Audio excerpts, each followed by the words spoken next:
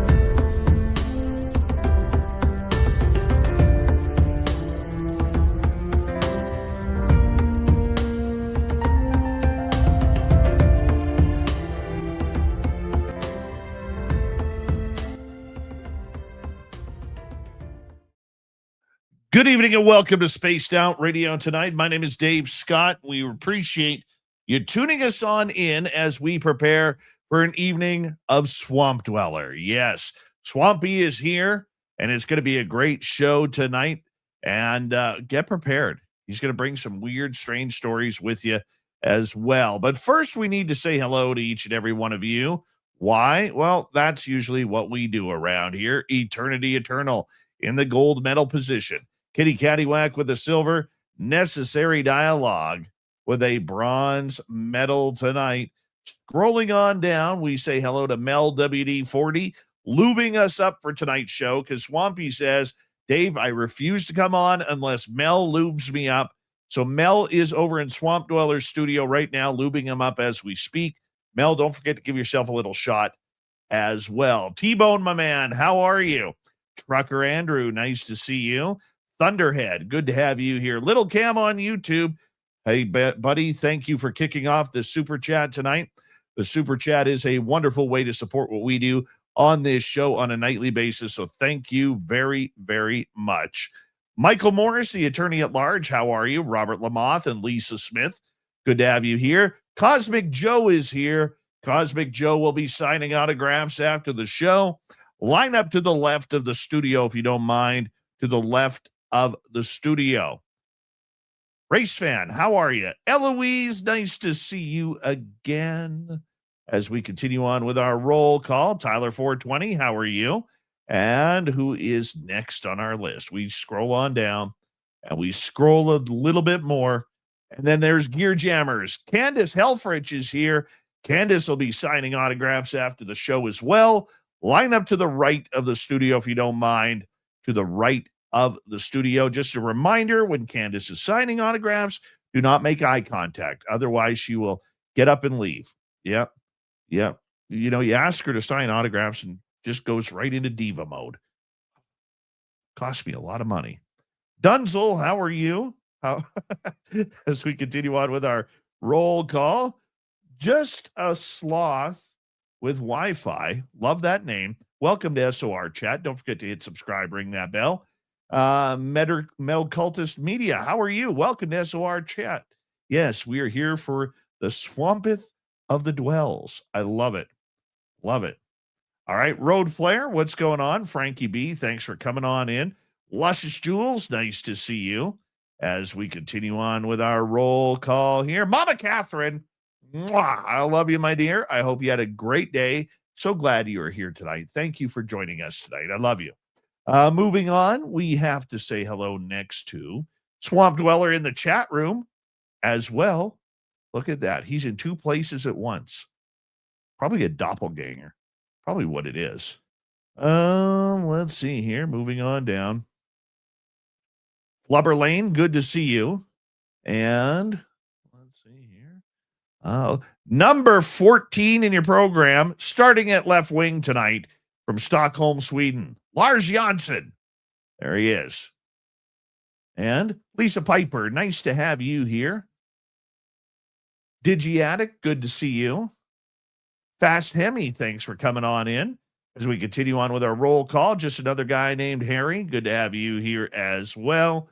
And Walter Kochabinski, good to see you. Let's get the radio side going. Hold on.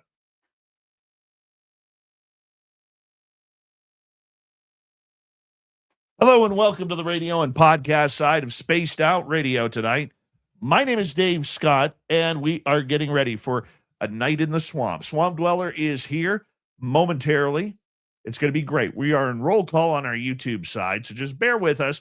Al Garay over on Twitch, so excited for Swampy tonight. Did 4,000 nightmare squats in under 2 minutes.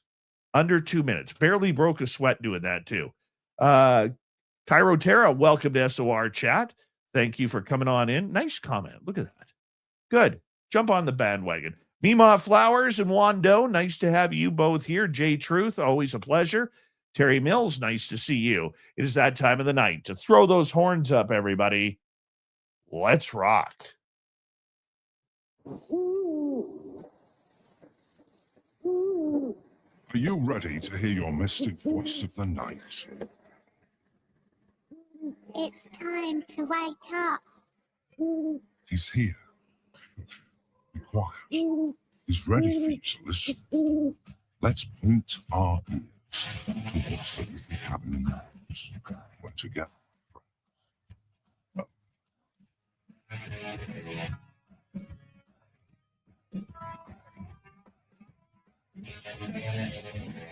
It's time for Spaced Out Radio with Dave Scott.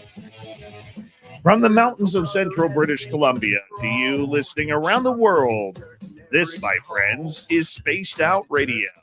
I am your host, Dave Scott, sitting in the captain's chair of SOR headquarters.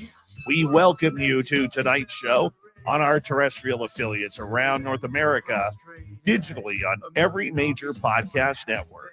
Our website, spacedoutradio.com. We have a plethora of features for you. Rock out to Bumblefoot, read the newswire, check out our swag as well. You can follow us on X at Spaced Out Radio, Instagram at Spaced Out Radio Show, and on Patreon in the Space Travelers Club. Tonight's show is brought to you by Caribou Con. We want to see you all up here in the heart of British Columbia, September 18th through 20th for Caribou Con. Get your tickets right now at cariboucon.com. You hear him in hour number 3 every night on this show. We call him Swamp Dweller around here. He is our guest for the next couple of hours to kick things off into some spooky, weird, strange stories that he has collected over time. In hour number 3, Swampy will join us with another creepy story.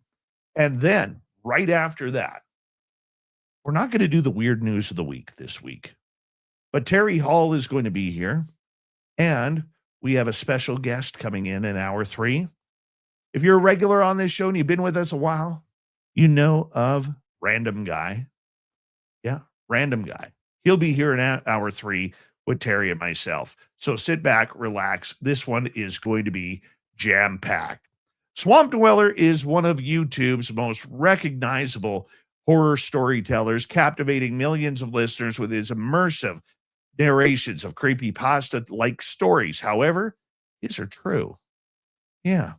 Folklore, real-life encounters, and unexplained mysteries.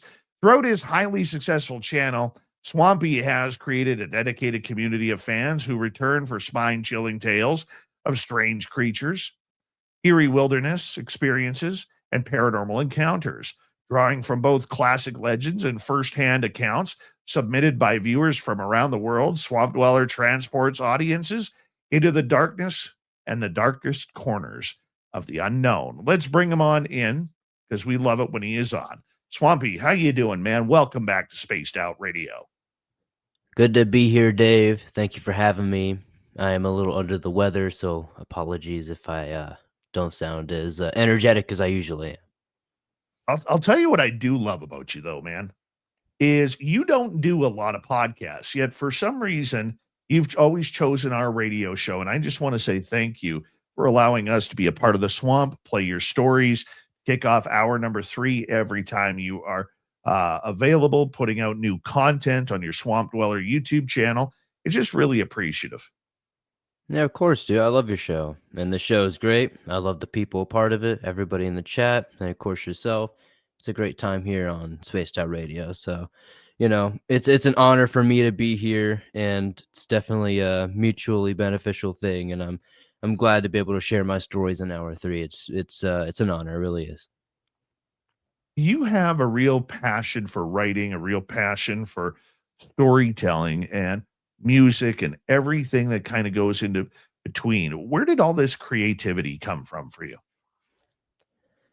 I mean, I guess I don't have like an actual answer for that, but as far as I can remember as a kid, I just really loved things that were interesting, whether it be science or nature or just, paranormal things. And realistically, I had a couple weird, I guess you could say, ghost encounters when I was a kid, and I lived in some really old houses in the South. And I guess I just had like some really weird experiences to where I was like, okay, this isn't normal. And then I kind of got into it as a kid and started going to like these old abandoned like farms and stuff, and had a weird experiences there. And eventually it just kind of turned into like a YouTube thing. I don't know. Eventually I started doing like a podcast where I started interviewing people and all that good stuff. But um I just have always been interested in things that I don't understand. So I think that's really where it all starts from. What do you love about this genre? Is it the fact that people are having these incredible supernatural experiences, or is it the fact that you can allow your imagination to really build up suspense in an audio version of what on a video people may classify as a 90s classic Blair Witch type project? Yeah, I guess for me, a lot of it just came down to, or comes down to, even to this day, is just like I like to be able to experience these stories and to tell them like they're happening to me, like I was the one experiencing it. And a lot of the times, like I said, living in really old areas in middle of nowhere places where these houses are hundreds of years old, and we'd be cutting bushes in the backyard and suddenly find a grave, and you're like, oh, cool. Um, I guess to me, like, I get goosebumps a lot reading these stories because I can relate to them so much. And if I'm relating to it, I know you guys are gonna like it too. And that's when you hear me really get into the stories, because like, oh, I'm relating to it. And that's kind of like why I've always leaned into more of like the cryptid things or like the paranormal things, because like these are things that I've experienced more in my lifetime. Um, and it's kind of the same thing even with like human encounters. I've ran into a lot of crazy people in life, so like I feel like I'm able to put more emotional importance into those stories because I've experienced, say a homeless guy chasing me downtown with like a heroin needle or something. So it's like I can put a little emotion into that because I've experienced that before. So I guess that's like the creativity is more of like I'm interested into it, but the actual like big like what makes you into it is like I've experienced it and I feel like I relate to it. You're listening to Swamp Dweller here on Spaced Out Radio. Our guest tonight for the next couple of hours. You're used to hearing him in hour number 3 with a short, weird, strange tale of the unknown. And we love it that he allows us to do that with his incredible storytelling abilities. When you decided to set up YouTube on this, I got to be honest with you. I remember hearing when I got started in this, hearing these storytellers, and and I heard very few, but now they seem to have exploded all over the place. What does it feel to be like to be, and maybe I'm using this term a little wrong, but one of the OG types in this field on social media? I mean, it feels interesting. I think what people typically called us back in the day was Gen 2, right? Because you had like Mr. Nightmare, Corpse Husband, Lazy Masquerade. They were like the first like little thing, and then it was me, Southern Cannibal, Being Scared, Darkness Prevails, stuff like that. So we were like second gen, but a lot of us were the first ones to really like bring in, and more specifically, obviously myself, the cryptid thing and the more nature oriented thing, and paying attention to the missing 411 and the weird, strange things that are happening in the outdoors. Um, and also, things evolved really quickly because obviously everybody noticed that, like, hey, Swamp Thrill is getting a little relevance off here. Like, other people gonna jump on it too, right? So it evolved really quickly, very fast. But at first, it really was just like, hey, nobody else is really talking about this stuff, so let's talk about it.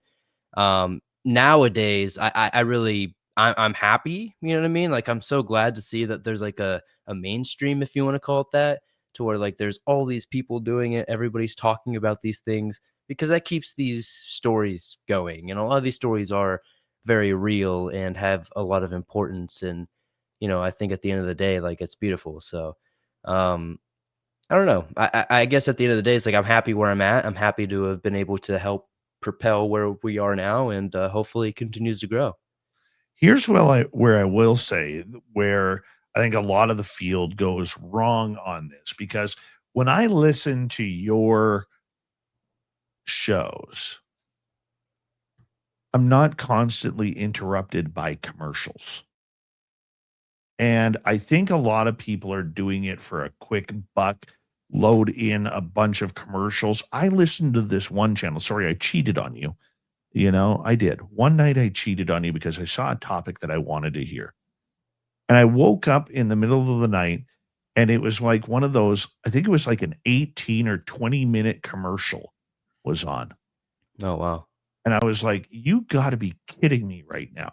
Like, I literally shut the channel off. I don't even remember the name of it anymore because I was just so disappointed by that.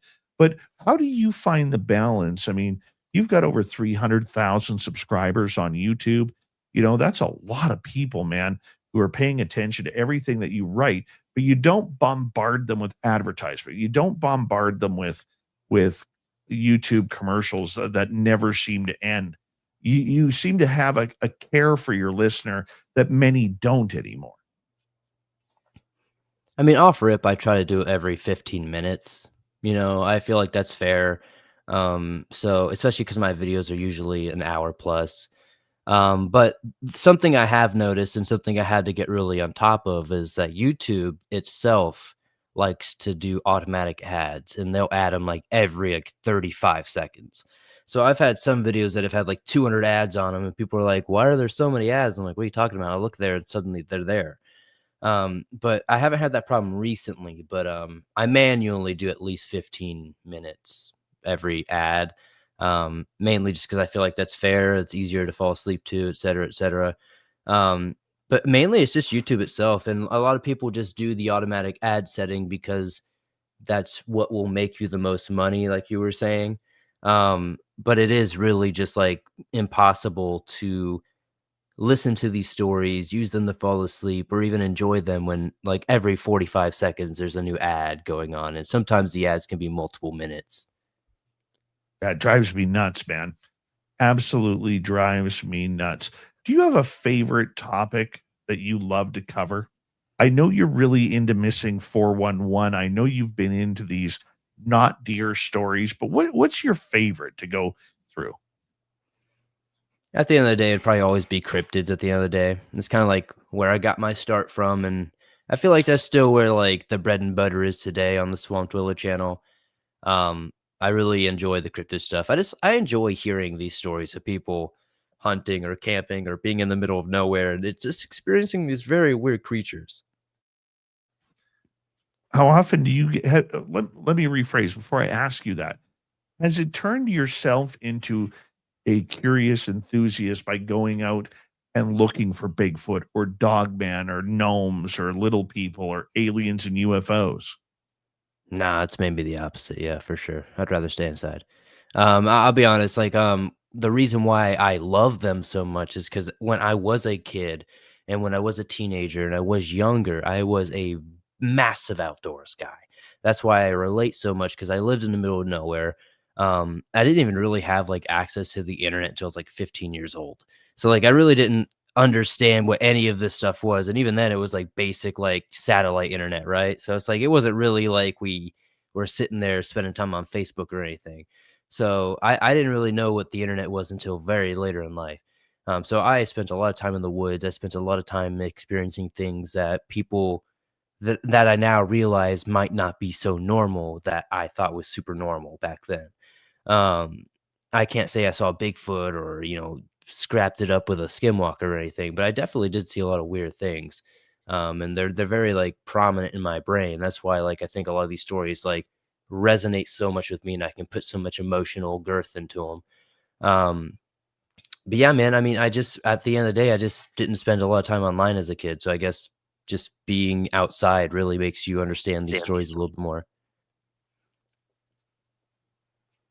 Swamp Dweller is our guest tonight on Spaced Out Radio. Swampy, when you kind of look at that, I mean, when people send you stories, you probably have a good feeling by now what is a real story and what is somebody's creative writing. How do you tell the difference, and how do you choose what goes on your channel and what doesn't?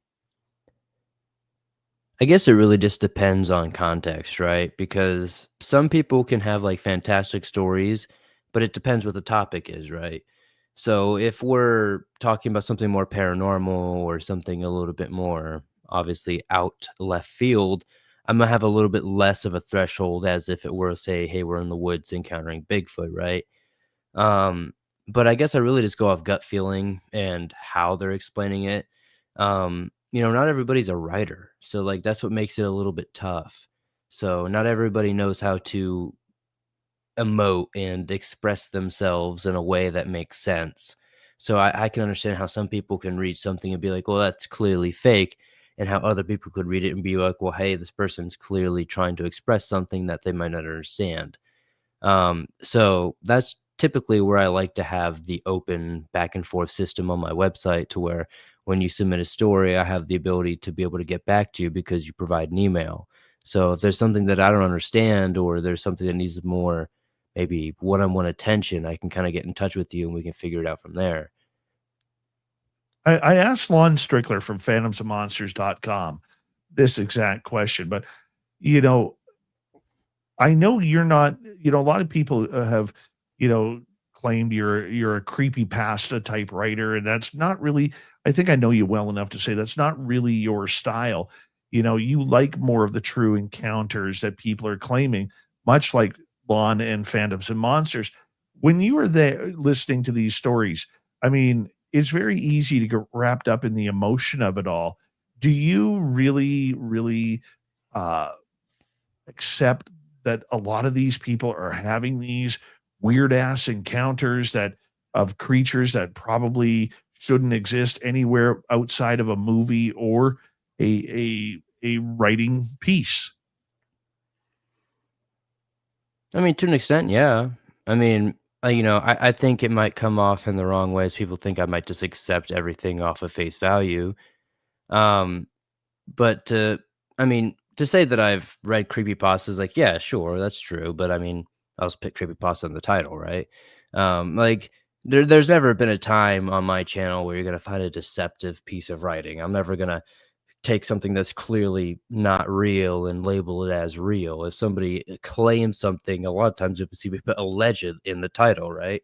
I mean, I've always and on top of that, I mean, just again, you're not gonna really find true a lot of the time in there. It's like people are alleging these stories to be true, and that's their truth, and who am I to say it's not, right? Unless it's obviously not. But at the same time, I'm not just taking anything by face value. A lot of the times I'll do a little bit of research. If they're saying it happened in this area at this time, etc., I'm going to do the basic research to make sure, hey, let's say that we're in Atlantic City in New Jersey in springtime. I got to make sure that what they're saying makes sense, right?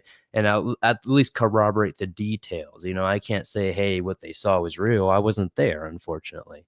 But at the end of the day, I'm never gonna like try to make you believe that. That's never really been my intention here. I'm just sharing experiences that people claim are real. And if they're real, that's amazing. If they're not, unfortunately, that is what it is. But at the end of the day, it's storytelling, and it's the world's oldest form of entertainment. And that's what we're doing here, is just entertaining. So We got about 4.5 minutes before we have to go to break at the bottom of the hour. Swamp Dweller is our guest tonight on Spaced Out Radio. what makes a good story? When somebody sends you an email, what gets you excited? What gets you going? When it's not just a couple sentences, when there's actual detail behind it and the details aren't like filler, if you know what I mean. A lot of times people will put a lot of filler detail to make and fluff out like this big 5-paragraph essay, but they don't really say much. What gets me into is when people are actually like, all right, let's jump into it. This is what we were doing. This is where we were at. This is who I was with. We were doing this happened, etc. Like, I like when a story has an actual like timeline, like we're moving down and we're getting to what we need to know. There's always a beginning, middle, and to end, and a lot of times people just send like a beginning but nothing else.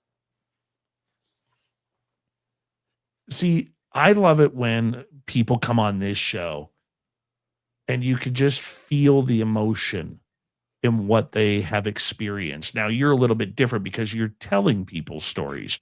You're not, hearing it directly. You're giving it that information secondhand. Do you ever just sit back and read these emails and just say, my God, there is no way that I would ever want to encounter a dog man face to face while walking my dog in a local park or something along those lines? Do you ever just sit back and just kind of, run your finger through your beautiful hair and just say, this is unbelievable? No, because I've lived all this, Dave. That's why I'm doing this. I started this entire thing off of being on a show called Dogman Encounters because I thought I had a Dogman encounter. So it's like, honestly, anytime somebody tells me something, I'm not shocked by it and I don't immediately disbelieve it because I think I've had weird encounters myself. But I'm also just a skeptic by nature. So, like, no matter what I've experienced in my life, no matter what weird things I've seen, no matter how many times I've woken up in the middle of the night with all kinds of strange things going on around me, I will never 100% be like, oh, that's the only scope of life I'm gonna live. The only way you ever learn and the only way you ever actually understand really what's going on around you is just by keeping yourself open all the time. But the reason why I am the way I am is just simply because I've experienced so many weird things. I got into this by having experiences. So that's why I'm here to share other people's experiences. And that's why I feel confident in being a conduit for those people because I have something very much relatable to them. With 2 minutes to go, what is probably the creepiest email you've ever received that you're like, there's no way this could be true? There was a older gentleman who was dealing with what he thought was some sort of like flesh gate type creature, shape shifting type creature, basically like a fancy skinwalker, if you will. And it was quite literally like 3 streets away from where I grew up in my dad's house. Well, that's kind of creepy. Yeah, I mean, never replied to that. I wasn't getting into that. was that just out of personal fear or yeah, entirely. I was like, this is literally I used to play on this street with some friends as a kid. So I was like, I ain't ruining my childhood. It was as simple as that. It was as simple as that, Dave. I'm sorry. I guess that's the beauty of having creative control of what goes on your channel and what doesn't. I was like, I can't look into this, like I have to visit here at least once a year to go see my father. Like it is what it is. It's not, we're doing this one. Swamp Dweller is our guest tonight on Spaced Out Radio. Swampy, I laugh at that, but you know what, man? Like you with having a dogman encounter, a potential dogman encounter, that is the one I do not want. I do not want that one whatsoever. And yet here I am putting my butt in the forest each and every week when it's not burning and trying to find Bigfoot and all these kind of weird things. And I know it one day it's just going to happen. I do. I know one day I'm just going to turn my head and look, and there it's going to be. And I'm not trying to put the omen out there like I want it to happen, but I just know it's going to because I trust my intuition on that. And, you have to be wary. You have to wear your head on a swivel, as Ron Burgundy once said in Anchorman. Swamp Dweller is our guest tonight on Spaced Out Radio. His YouTube channel is youtube.com/Swamp Dweller. Go check it on out. You'll love it. I do. That's why we play him. in the third hour each and every night on this show. We'll be right back.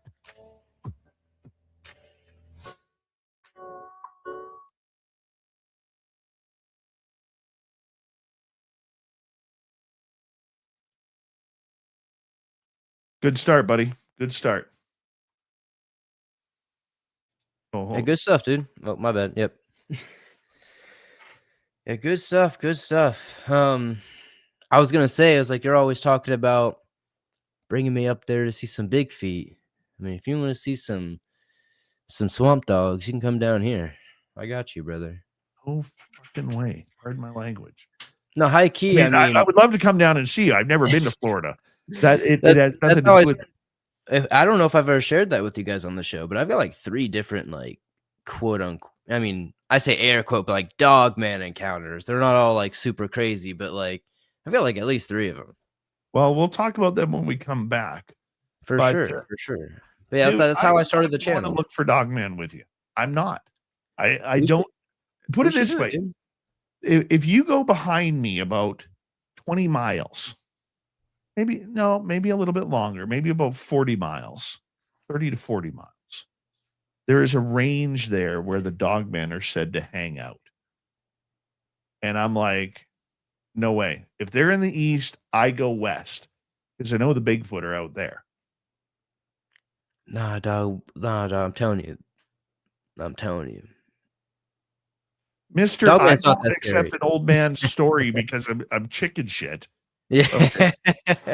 No, I'm just messing. But no, honestly, I think Dogman is a lot more of like a psychological terror thing, low key. But we'll talk about that later. Yeah. It's interesting. It's a very interesting thing.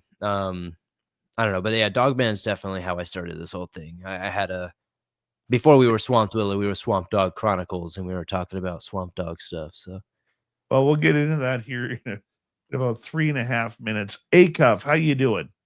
And Deborah Rooney, the Sacramento treat. How are you? And I think see, Pre-Blown knows what's up right there. Has Swamp Dweller encountered a goblin in Akron, Ohio? I have. And if you check out the second channel earlier, Pre-Blown, unfortunately, I slayed him once again. Slaying the goblins. What a guy. What'd they do to you? I've got to keep Akron safe, you know. We got to keep Akron safe. Okay. Akron's under attack. We can't go any deeper than that, Dave. That's for your best interest. I just don't get it. I'm too Canadian for that. It's for your best interest, Dave. We can't go any deeper than that. I'm gonna trust you on it. Maybe one day off stream we can jump into that lore, but today is not the day. Pre-Blown, I can't believe you're a member of this channel talking like that. That's diabolical. Oh, so we know Pre-Blown. Is that what we're saying? Yeah, apparently they're one of your fans, friend. Matthew Goodka, how you doing? What? Steve Garvey. I want Swampy to tell us a home run story. You're the only home run king around here, Steve Garvey. 2 minutes ago. A home run story. I got you guys. So, the first time I met Dave, we were at a bar, right? Never saw each other before. And yeah. I saw this beautiful man across the bar. He had this little fedora on with his glasses. I had to riz him up. I had to walk over. I said, hey, dude, what you drink? He told me he was only drinking spring water for the night. Told him I only had distilled. And that's the whole story. You are full of it right now. Where in Akron? Oh, man. You guys are crazy. We got about 1 minute here. 1 minute. I just noticed my thing says Goblin Slayer PhD. No wonder we're getting those memes. The old Goblin Slayer. There you go. Bap Nuts, how you doing? Most unattractive man on YouTube right there. Most beautiful. Well, you should see the names he calls me every night. That's TBD, bro. Oh, yeah. We got about 35 seconds. Thank you to Candace and Little Cam for the super chats. T-Bone, thank you for gifting 5 memberships, along with Swampy gifting 1. And we're going to get going here in about 20 seconds. 20 seconds. Hour 2, I will take questions for Swampy right off the bat, so make sure you put them in capital letters, okay? And we're coming back in 3 seconds, everybody.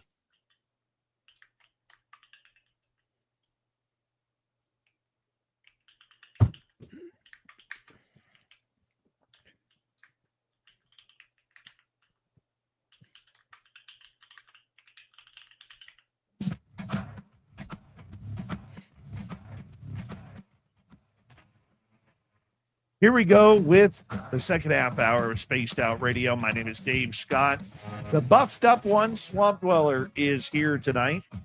And we are getting ready for some story time about Dogman and other monsters. But before we do, we want to say hello to all of you listening in all around the world. We really do appreciate it, especially on our terrestrial affiliates. You can download our show for free on any major podcast network, including Spotify, iHeartRadio, iTunes, our website, spacedoutradio.com. We have a plethora of features for you. Rock out to Bumblefoot, read the news wire, check out our swag as well. Follow us on X at Spaced Out Radio, Instagram at Spaced Out Radio Show, and on Patreon in the Space Travelers Club. The man, the myth, and the legend from the swamp, Swamp Dweller, is here. You probably recognize him from hour 3 of this show. We literally play one of his stories to kick off hour 3 each and every time. But his YouTube channel, go check it on out. Hit subscribe, ring that bell. Be one of the 300,000 plus who are listening in to his creepy, spooky stories. YouTube.com/Swamp Dweller. Swampy, welcome back. I'm here at gunpoint. He told me if I don't come back. Yeah, that's true. that is totally true. Totally true. All right, Dogman, you claim that you have had maybe 3 encounters, but you use the word maybe because you want to be skeptical. But you got Dogman. You really do have Dogman. Yeah, that's how this whole thing started, oddly enough. So, my first encounter was very awkward and weird. So I was like 19 years old, 18 years old, working at a Walmart in the middle of nowhere, like basically right outside of Ocala. And I was driving down the road, basically the same road that Jeepers Creepers was filmed on. And I saw this, what I thought was like a dead bear, potentially. We have black bears here, so I wasn't like totally like shocked. So I was like, maybe it's a dead bear in the road. And I stopped probably like 15 feet in front of it, and this thing stood up and it looked at me. And it was very clearly like a dog head, very clearly similar to like a German Shepherd head. And it walked on 2 legs out into the paddock that was next to us. And there's like just basically cow fields on both sides of this road. And after that, I had all these like sleep paralysis experiences. I kept waking up in the middle of the night and seeing like this like wolf thing at the end of my bed. And it was like, it's really bothering me. So I got in contact with this man. Very nice dude, runs an awesome channel on here called Dogman Encounters. His name is Vic Cundiff. And I went on his show. Man, I can't even tell you how long ago this was, but I went on his show. I explained to him this experience. And after, he was very encouraging of me. He was like, I feel like you would be a good representation of this topic. I feel like you would do a good job with this. And I didn't really understand what he meant by it at the time. And I feel like to this day, I still don't really know what he saw in me. But apparently he saw something in me that he thought that I had like this articulation to be able to share people's stories, right? And, I went on his show a second time and expressed, things that I had learned and other weird encounters. Because after that, me and my friend Dalton got pretty obsessed with it. So we would go out into these woods that were very near where I had that experience. And that's where I think I had that second weird experience, where it's more of like a psychological experience, I think, more than like that physical experience. And that's why I kind of say maybe I had an experience with a dog man. I just remember seeing the same shape of it, like the ears and the face of that thing that I saw that night, but it was like the middle of the day, but this thing was like pitch black. So it was like a shadow itself in the middle of the day, if that makes sense, right? And I just remember like kind of pausing there and like staring at it for like probably 3.5 minutes or more. And then like my friend had to like drag me away eventually because I was like staring at it for so long. And then the third one was more of like me and that same friend. I was parked at the end of his driveway. So his driveway was like a mile long sand driveway basically to his house. So I'd park at the end of it and he would just walk down it after work. We were just sitting there kind of chatting for a little bit and we didn't do anything crazy. So it's not like we were like smoking weed or anything. We were just literally just chilling, talking. And I remember looking in my rearview mirror and just seeing again what looks like a wolf kind of creeping up on us. And like I thought I was tripping at first. I'm like, this is Florida, bro. We don't really have wolves, you know what I mean? So I was like, it is what it is. So I'm ignoring it. But it gets to a point to where the anxiety gets so heavy that like I start actually having like a panic attack. So I'm like, hey, bro, do you see this? And he looks in his window. He's like, oh shoot, what is that? And then we both start freaking out because we're like, holy cow, what is this? And then I turn my car on super fast and we bucket out of there. And then like we just stay the night at my house, which is more close to the front of the neighborhood, since he lived in like kind of in the back. And that's why I say like are my three like experiences. And that's why I say like I experienced these emotions of fear. I experienced these emotions of like, oh, what is this? Like the mystery, the unknown. And that's why I say like I can express these stories a little differently than maybe some people can, because I don't maybe not necessarily believe every story I'm sharing, but like I genuinely have been there to where like I can understand the emotions they're expressing. When you have had these close encounters with these dogmen, what was the feeling you had inside? What did that feel like for you? The first one genuinely put the fear of God in me, and I had like real sleep paralysis several times after that. And I have never had sleep paralysis since. That's the first time I ever experienced sleep paralysis. I've never had it since. I was so traumatized by whatever I saw in front of my car that night that I genuinely like got set on the path that I am now. Now that it's been so many years detached, obviously, it's not as severe and I don't have that necessary fear for it now, but now I have an understanding. And I think that's just what time does to you. But at the end of the day, it's just one of those things to where like I was so terrified by that first experience that I don't think I would have probably started the channel without it. Really? 100%. I don't think I would have ever started the channel without that experience. When you talk about having the sleep paralysis because of this, do you think it's because your body was nervous, or do you think something paranormally happened after that? There could be multiple explanations for it. I'm sure there could be some sort of stress behind it, right? There could be a lot of things. I just couldn't stop thinking about it after that. And I guess to explain that sleep paralysis experiences, it was probably like 2 or 3 a.m. And at the time I was sleeping on like a sleep mattress or excuse me, an air mattress on a floor. And I was like working like I was working two different factory jobs at the time. I was just doing what I had to do to make ends meet, right? And I just remember waking up and not being able to move. And all I could do is look up, and there was these red eyes, and you could see like the clear formation of like wolf ears. And I just remember freaking out. After a minute or two, I would wake up kind of like screaming. So that's where the first and only time I've ever experienced that was from after seeing whatever I saw on the road that night.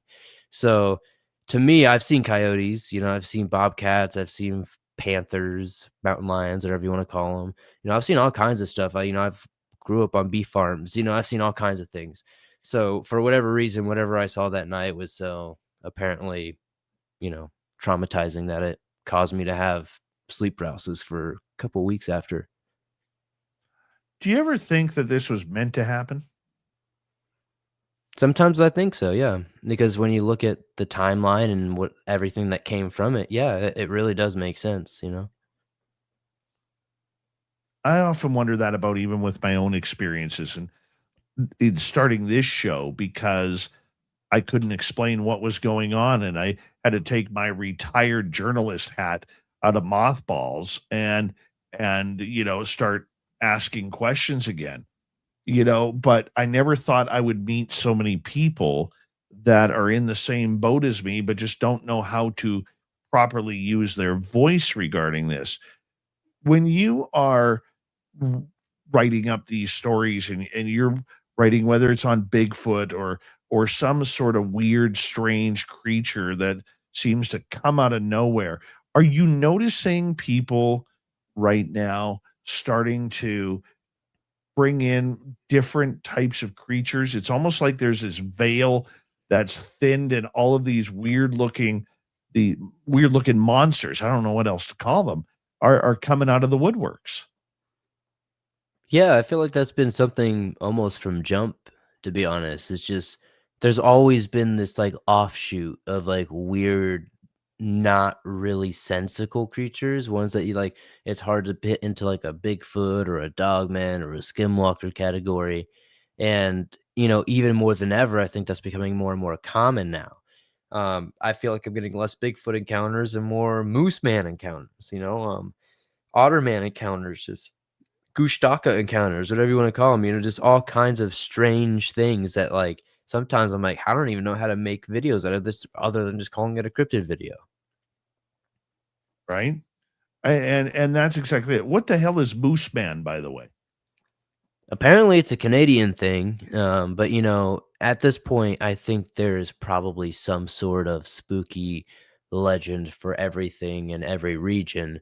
Apparently this is something that does go back to Algonquin times, though. I think this is more of like a Toronto area type thing, east area type thing for Canada.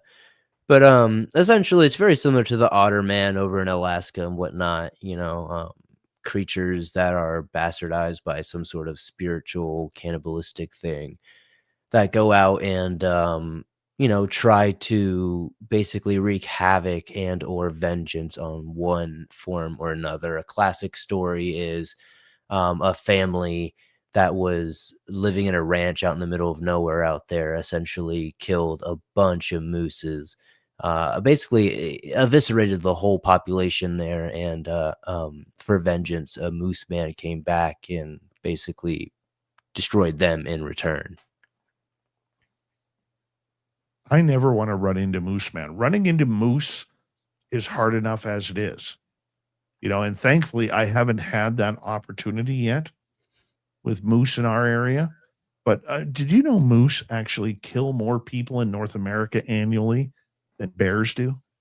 Yeah, 100%. Moose, I tell people all the time, there's very few things I'm scared to meet in the wild, and moose are top of that chart. Oh They're yeah. number one every time, especially when it's the season that they have babies. We're screwed. If they don't have babies, we might have a chance. If they have babies, we're dead.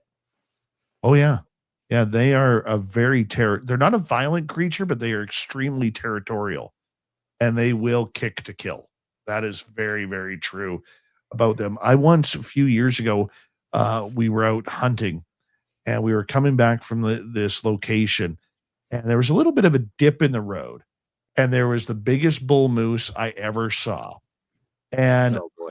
I thought this bull moose was laying down on the road, right? Maybe absorbing the heat or whatever, even though they don't really like heat. And then it kept walking and it didn't realize that it was actually standing in the dip in the road. And yet here we were looking at the full body. We just couldn't see the legs. Oh, that's terrifying. Yeah. He was massive. He was absolutely massive. And I was just Mm-mm-mm. like, now I get it. Now I completely get it. I would just call the police on that moose, honestly. Well, there's no cell phone service out there. See, Call the FBI.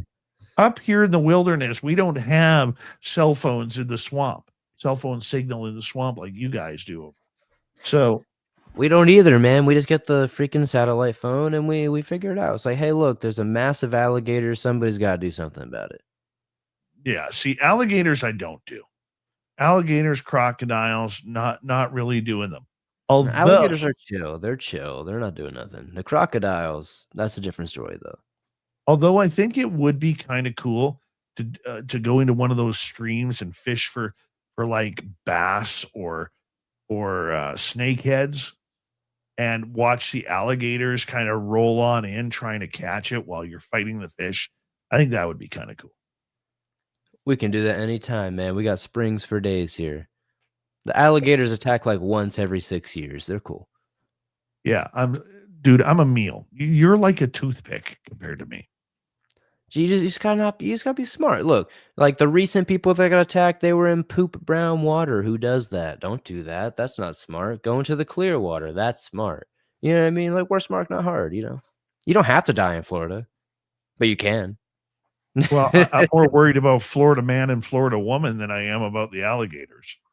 That's what I'm saying. Just be smart about it. Don't go into the brown water where you can't see the alligator. You know, maybe that's That, the smart plan. that is true. That is I true. Apparently, that lady lived here for like 30 years. I'm like, what? Where did you live? Like, why did you go into the brown water? Like, I didn't make any sense. I don't know. I don't Dave, know. that's like walking up to the moose and trying to pet it, Dave. I don't know. Well, we get those people around here too. They're called tourists, That's right? very real. That's But very real. but you are right though. I mean, like I wouldn't go wandering in the forest alone. I know there are people out there who do it. They feel way more comfortable in the forest than they do society, but I just wouldn't do that. I wouldn't do that at all with all never mind the cryptids that are out there, Bigfoot, Dogman, the little people that are running around our forests here or whatever it may be. Never mind them, but I mean when you have wolf packs and lynx and like on my trail cam the other day at my Bigfoot spot, I got to post this video because I haven't taken the camera out of my Jeep yet, but I got to post this video on my trail cam. We actually got a video of a lynx with a rabbit in its mouth. And it was Nice. walking like right towards our camera, go into the That's back country somewhere, wherever it was going to bear down and eat that rabbit, right? But I mean, that was one of the coolest things. And all I'm thinking is, we have animals here that could do that with me, and I don't want to Yeah. take that chance. 100%. Yeah. Like, especially in Florida, that's what I'm saying. Everything can eat you here. I'm like, Florida, this is Australia here. So I'm always shocked when people are just so careless, I guess. Like, oh, I've lived here my whole life. It's like, well, if you lived here your whole life, don't you think you have a little like knowledge? I don't know. Do a lot of these creatures go that into you the puddle. report on, do a lot of these creatures that you report on, do they come in waves? The sightings come in waves, like all of a sudden you'll get a wave of three-toed Bigfoot stories or the goat man stories or not deer or whatever it may be. Do they come in waves like that the way or have you noticed any patterns? It definitely does come in waves. I've noticed certain cryptids come with certain seasons. And I kind of have a chart of that. I don't know if I put it out recently, but I used to put this out on my Instagram all the time. Is a chart of like the seasons of how many, cryptids get promoted when, right? So like Bigfoot's always been a big spring and summer thing for me. So like spring and summer, I always see a lot of crypt or Bigfoot stories. Same thing with Dogman, and in proximity to those Bigfoot stories, a lot of those Dogman stories are usually not terribly far away. They're usually kind of like yin and yang. But like I always noticed, I get a lot more Mothman stories around fall, oddly enough, and I get a lot more. Shapeshifter and Fleshgate and Skinwalker stories towards Halloween areas, so fall and late winter and stuff like that. So it definitely comes in waves, but I've noticed it's more seasonal.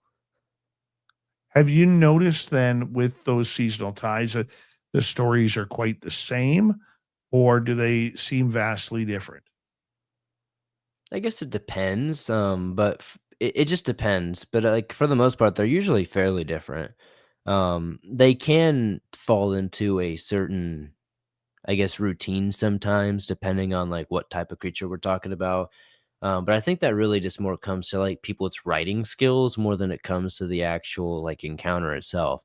The thing that I've always made very clear on my channel is that a lot of people aren't professional writers. So it sounds like things are running together, a lot of these stories are similar, it's mainly because these people don't have higher under not higher understanding, but like they probably all have like the same writing skill, if you know what I mean. You know, it's hard to explain that, but like they don't know how to explain things very deeply sometimes. So like that's where I have to come in and try to make sure I can explain it a little deeper for people. But I wouldn't say they're the same. I would just say that a lot of people just don't know how to explain themselves, so it might seem the same.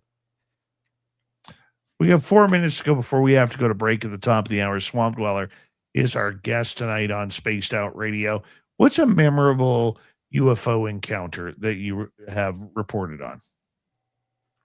My favorite one is the Warminster thing. I think that's one of the most interesting things. It's the first real UFO story that I ever covered on my channel. I've got a whole fun documentary on it. I've got one about the Illinois cops that chased like 6 different counties, chased a UFO one in the past and stuff like that. And the Falcon Lake incident was another fun one I've done.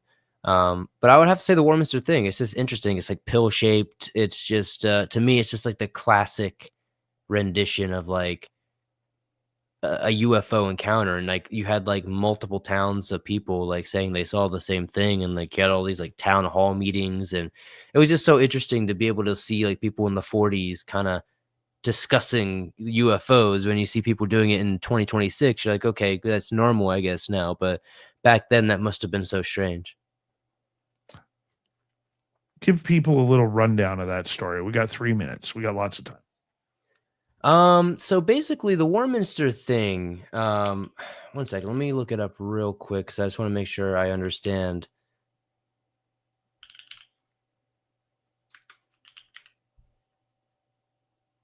So it was in the UK, obviously. It was the 1960s, not 40s, excuse me. So they'd be hearing like these crazy noises. So like they saw like this big pill-shaped ship, and it had like all these little light slits in it, and it would be making these crackling noises, and it would be almost like pulsating off.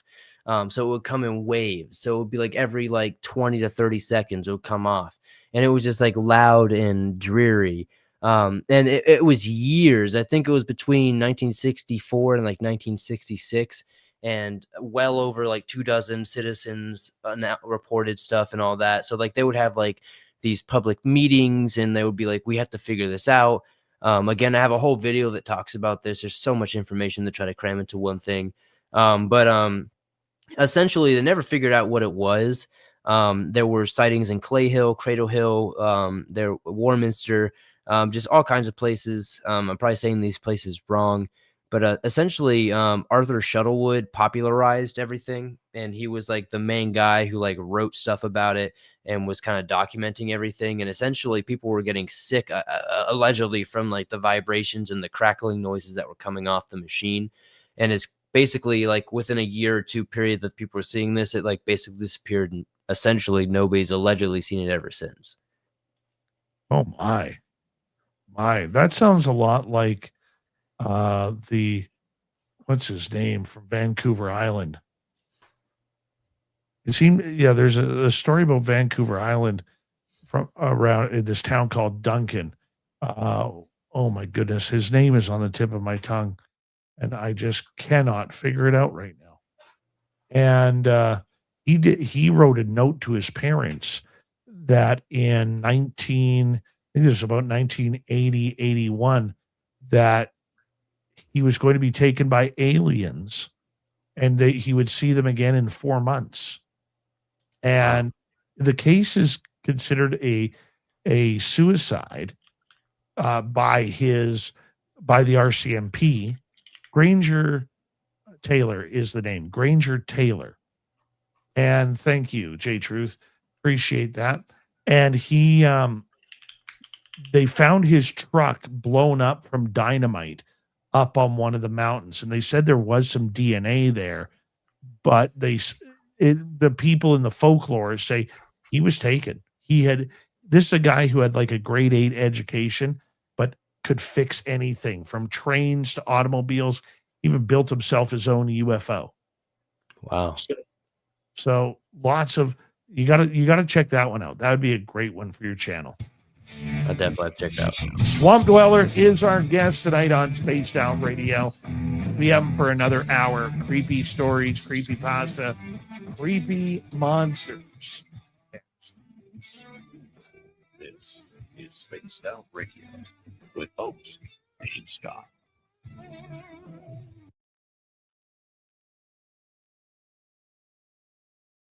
All right, Swampy, we're just going to play a video for about 5.5 minutes here, okay? Sounds good. I'm going to take a quick bathroom break. Okay.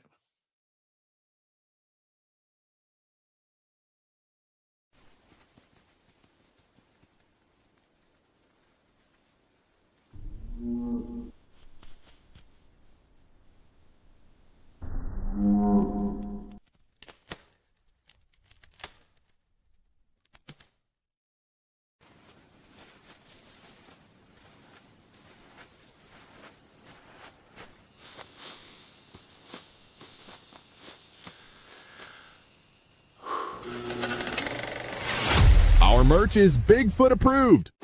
We have t-shirts, we have mugs, we have hoodies, we have socks, we have hats, we have stickers, and so much more. Whatever you're looking for, we have you covered. Why just be a fan of the paranormal when you can buy Spaced Out Radio merch and look the part? Our merch ain't ugly, folks. Check out the Spaced Out Radio store. Find the link in the description below.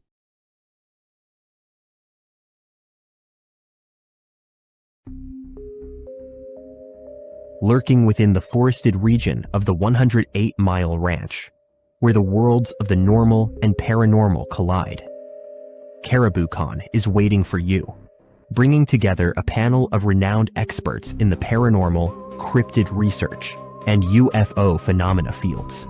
Get ready for a spine-tingling weekend in the heart of British Columbia.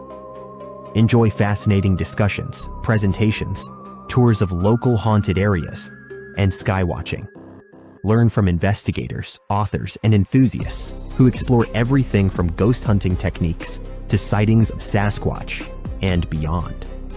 Whether you're a seasoned paranormal researcher or just love a good spooky story, this is your chance to connect with fellow enthusiasts in one of BC's most mysterious areas. Tickets are on sale now. Grab yours before they're gone. Visit cariboucon.com for details, tickets, and updates. Are you ready to dive into the weird and wonderful world of cryptids, cartoons, and chaos? Meet Dirty Filth, Spaced Out Radio's resident cartoonist and master of the mysterious. Every Saturday at 2 p.m. Pacific, join him live on the Spaced Out Radio YouTube channel for Cryptid Cartoons with Dirty Filth, a hilarious hour where he sketches bizarre beasts, shares mind-bending stories, and battles his mischievous cats. Whether you're a UFO enthusiast, paranormal fan, or just love quirky art, Dirty Filth filters the universe through his unique lens, creating cartoons that capture the strange, dark, and supernatural. Follow Dirty Filth on X at Filth1 or Facebook at Dear Filth for more filthy fun. Find his link in the description below.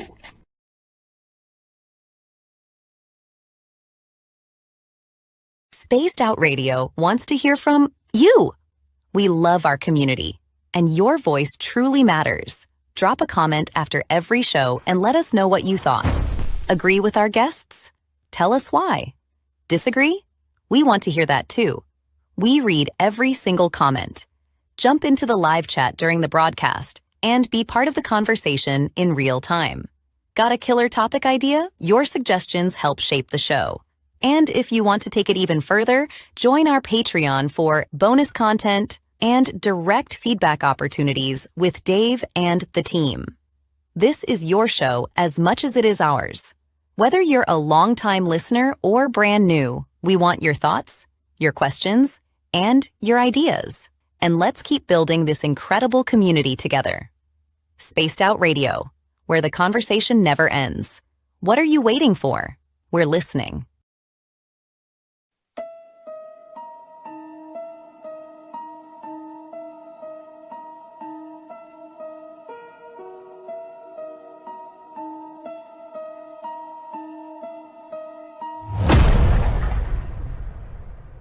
With 5 explorable Gold Rush era buildings said to be home to spirits of a time forgotten, the 108-mile heritage site in the heart of BC's Caribou region offers a unique opportunity for thrill seekers and history buffs.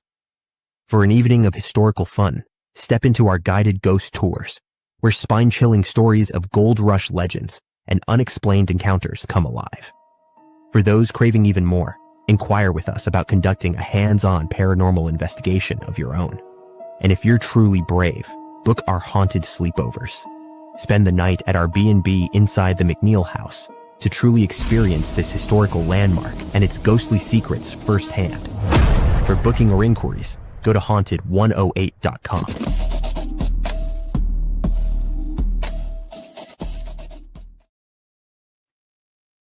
Welcome back. Swamp Dweller is here as we quickly say thank you to T-Bone and Swampy for gifting memberships to our YouTube channel. Candace and Cam, thank you for the super chats. Mark Wolf, how you doing? Nice to see you.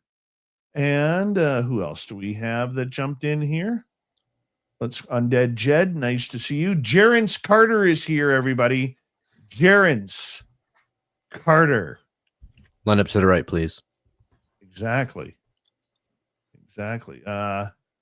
Ken Dog, welcome to SOR chat. Here we go, everybody.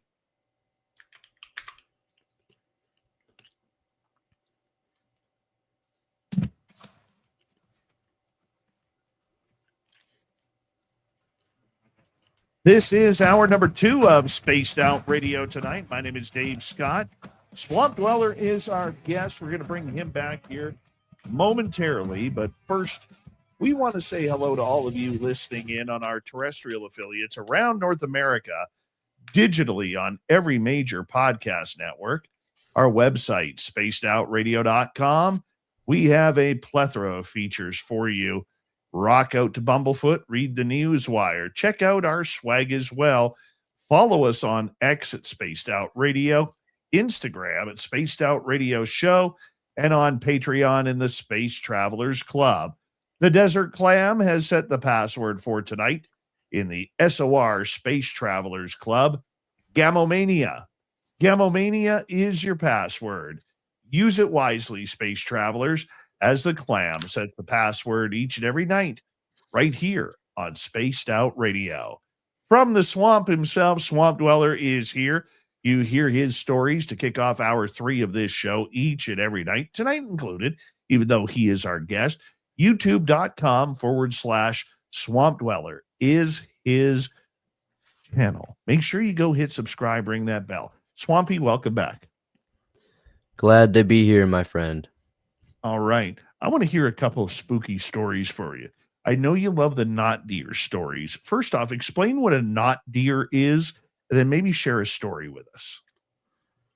So a not deer is, I guess, not too dissimilar from a skinwalker in today's lore, but I think most skinwalker stories are confused with not deer, and I think the term not deer is silly, so I agree with most people who are like, what the heck is that? I just don't think there's like necessarily a name for it yet, and not deer is just like the most sensical, because right now they look like deer, right? They're these mutilated, strange deer creatures, so they're not deer, but they're deer, right? So essentially, the one that sticks out to mind the most is the first one that was ever told to me that kind of started my fascination in the whole not deer thing, which was I had some friends that were camping over in Orlando, a couple hours away from where I live currently, and they were probably about, I'd say, 25 minutes outside of Orlando, outside the Disney area and all that, and they were probably, I want to say it was probably like an hour before dusk. They had a little fire going. They woke up early. They had went to bed early the night before because they were at the springs all day, enjoying the nature and all the state parks and all that. So they woke up early and they noticed that there was some rustling going on in some of the bushes in front of them. And then when they noticed a deer head pop out, they're like, "Oh, look how cute it is." But the husband was like, "Well, that deer is like a giraffe," because the head was so high up. And then it took another step out, and they could see it was on its hind legs.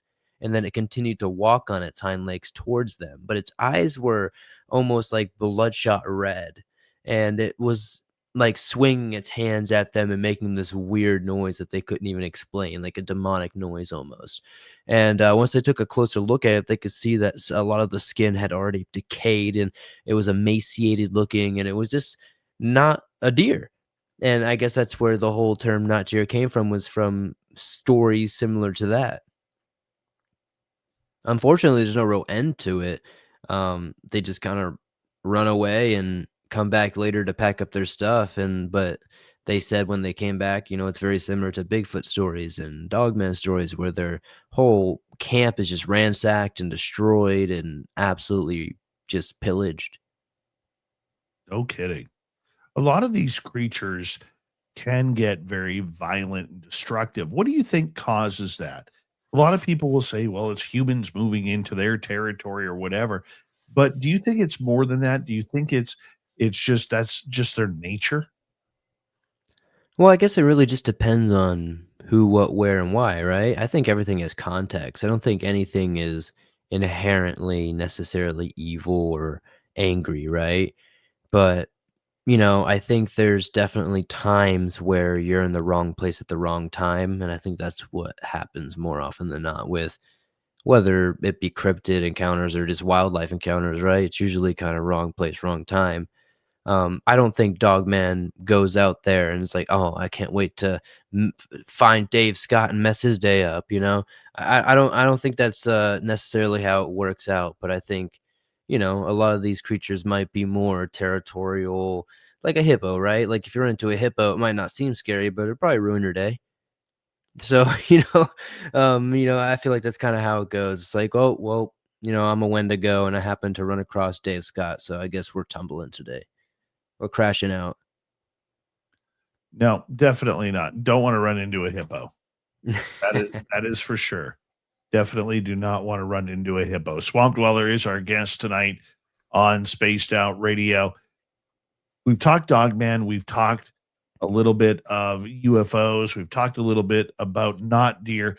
What goblins? What is it about goblins you like? Goblins are an interesting species. They walk among us. They might even be human sometimes. But I guess without saying too much, it's just an interesting species. Some dwell in attics, some dwell in basements, some dwell in the forest, and every so often, you gotta call upon the duty to exterminate them out of areas they shouldn't be, especially in Akron. What? So you think goblins are real? Oh, they are 100% real. I've got a second channel that covers it very deeply. 180 videos all about goblins. Well, tell us a couple goblin stories. All right. I guess the most prominent one is the Great Goblin of Akron. We keep bringing up Akron, but Akron, Ohio has an infestation like no other. There's a particular, I like to call him like an end game goblin, more of like a final boss of goblins that likes to cause trouble. Like there's so many sightings of them. Every so often, there'll be hundreds of people posting online about this goblin popping up around the Akron Mall and around Akron downtown and around this bridge. And, at first I thought, this has to be a joke. It can't be real. There's no way it's real. And then out of nowhere, I did a little Google myself and I started noticing some legitimate actual postings about it. And then I started, actually going to Ohio myself to do some investigations. And I come to find out that if you go around 339 Lloyd in Akron, Ohio, there is an actual goblin sanctuary where people are harboring goblins. It's terrifying, my friend. Harboring goblins? How do you harbor a goblin? It's terrifying. So like these things, they go around at night, they cause mischief and, they just mess up things. They spread bed bugs. That's the biggest thing about goblins that I think that people don't understand. They're not necessarily like physical beings that could bother you. If you ran across one, they'd probably immediately run away. But the thing is they bring bed bugs, they carry jugs with them, and in these jugs they huff the fumes that come out of them, and it for some reason gives them this crazy rabid power. Like I said, we could be talking about this for a long time, and I think maybe we should do an episode in the future about just this, Dave. But if you're in Ohio, be careful. There are goblins. Man, I didn't even want to think about that. What's the difference between, say, a goblin and a lot of First Nations talk about little people? What's the difference? Well, little people are like little people with actual magical powers, and they could kind of range from actual like shape-shifting creatures to omens to other things. In Oklahoma in specific, a lot of little people more kind of are, I guess you could say, are omens or tricksters, stuff like that. They might be closer to gnomes if you want to call them that.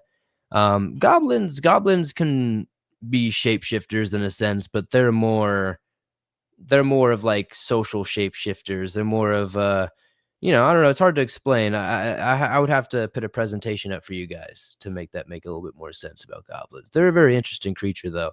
And like I said, I've got a lot of videos about them if you guys want to learn about it.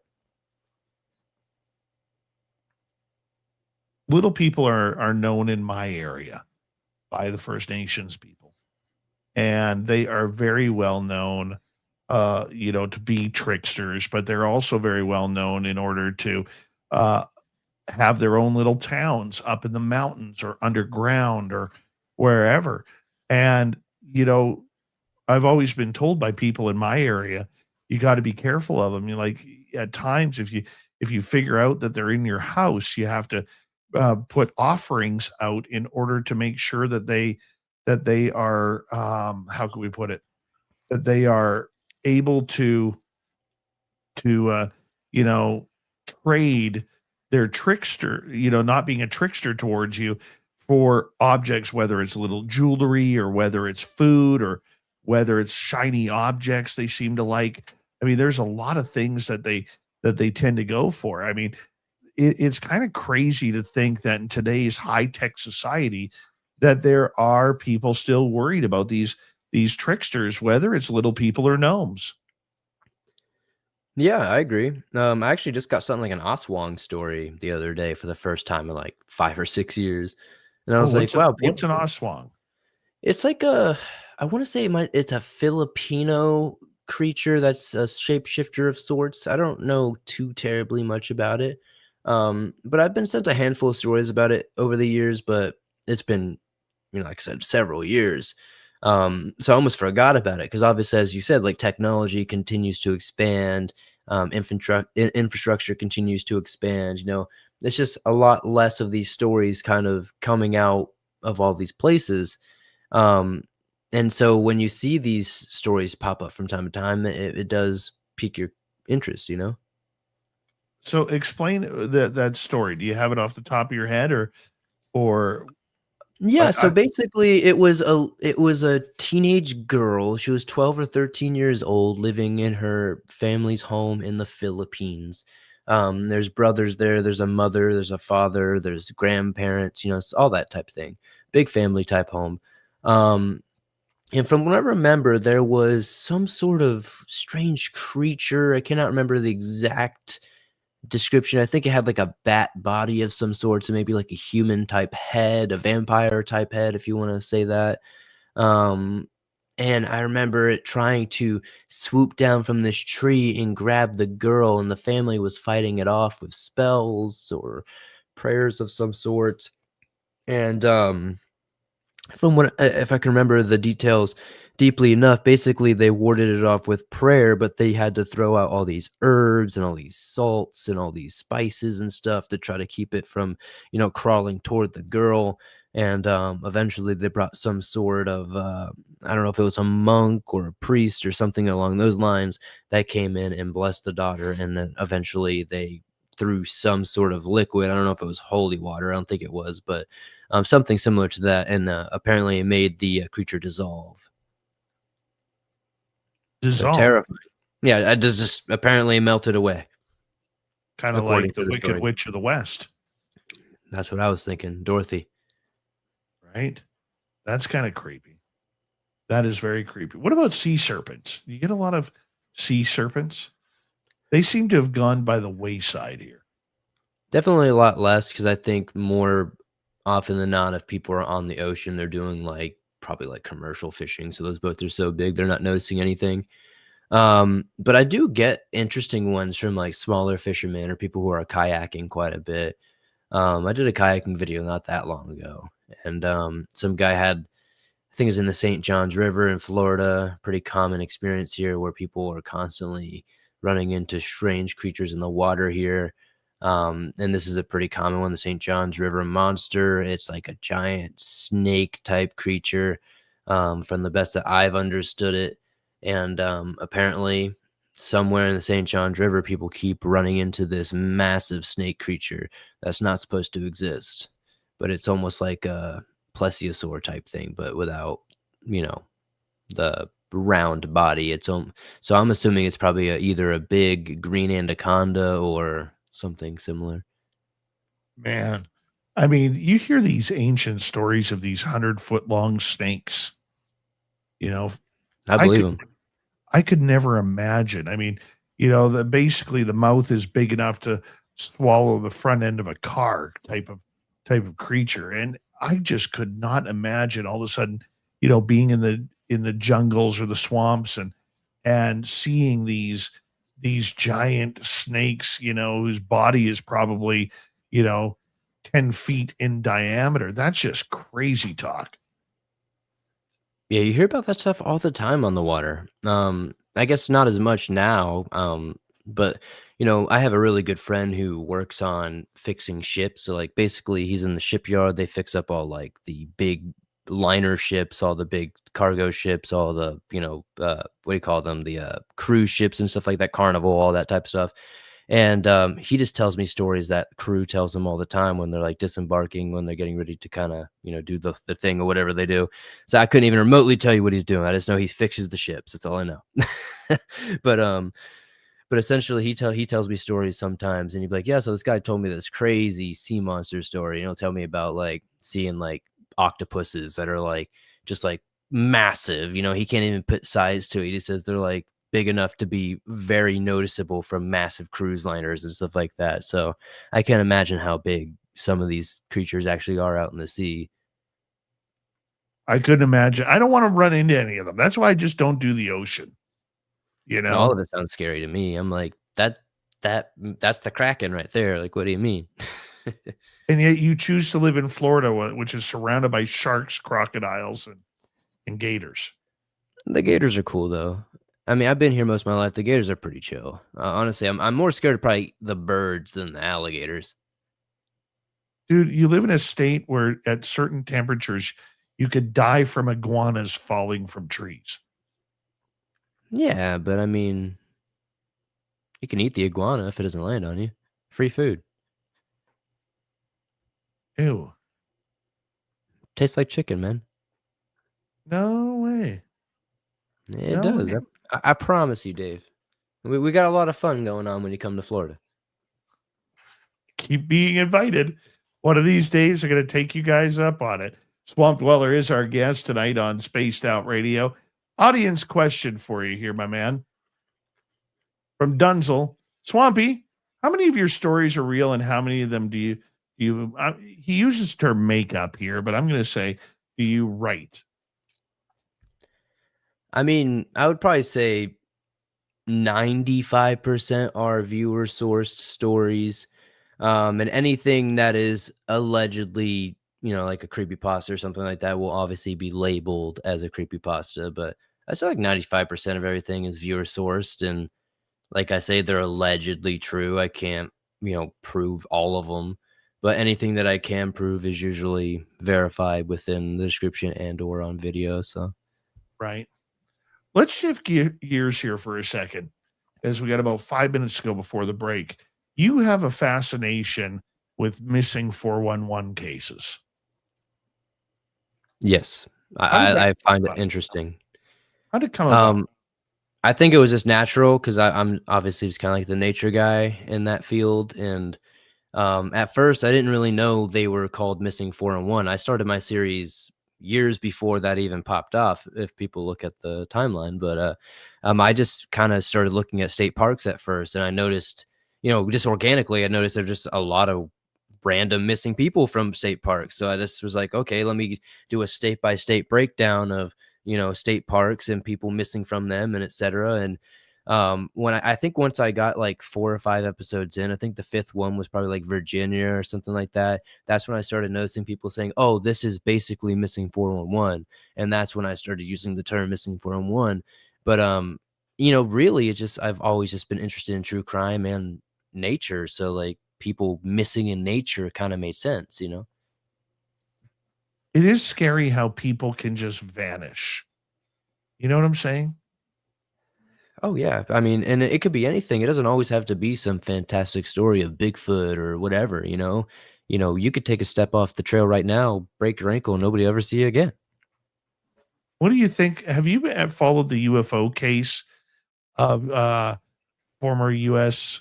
Major General Neil McCaslin, where he just vanished at his home in Albuquerque? Yeah, that one's been very interesting to me. I've been meaning to do more research into it, but I was watching a bunch of news coverage on it, and nothing they were saying really made sense to me. There was like a million excuses as to what was happening, but none of it really, to me, was like clicking. Like it's a lot of open-ended type things, right? Like they say something, but there's not like a definitive end to it, right? It's like, oh well, Dave went missing because he got hurt outside, and then eventually we found him or whatever. They're like, oh well, he went missing, and he just went missing. What do you think happened there? What's your assumption? Well, it could be a bunch of stuff because I mean, there's been so many weird things like that in America the past couple of months, especially last year, of like all these scientists dying and all these UFO advocates dying and stuff like that. I don't know what to make of it, if I'm honest with you, because I'm sure, as you know, it's like I'm so adverse to being into like the conspiracy theory thing or leaning into one thing so much that like I have one thought. So it drives me nuts as a person naturally because like I have 50 million thoughts about it and I want to think about it from every other perspective. But to me, I mean, it just seems like he either got too close to something or might have known something he shouldn't have known, and maybe was being a little too smart about saying maybe, I don't know, maybe he tried to use some leverage and they got him. You know what I mean? That's probably like where my mind goes naturally. Here's the thing that blows me around that case. He lived in an affluent area. Now, he wasn't in a mega rich area, but he was definitely more upper middle class type of guy. Mm-hmm. Being a major general, you're going to live in a nice area. You're not going to be living, on the wrong side of the tracks, so to speak. And the fact that they said that there was nobody who picked him up on any trail cameras or along the trails, or they didn't pick him up on any rings or security cameras on houses when he left, leaving his wallet, his glasses, his watch, and then yet taking a revolver with him. I mean, that just doesn't make sense at all, that nobody saw him actually leave. And that's what makes me wonder truly what is going on.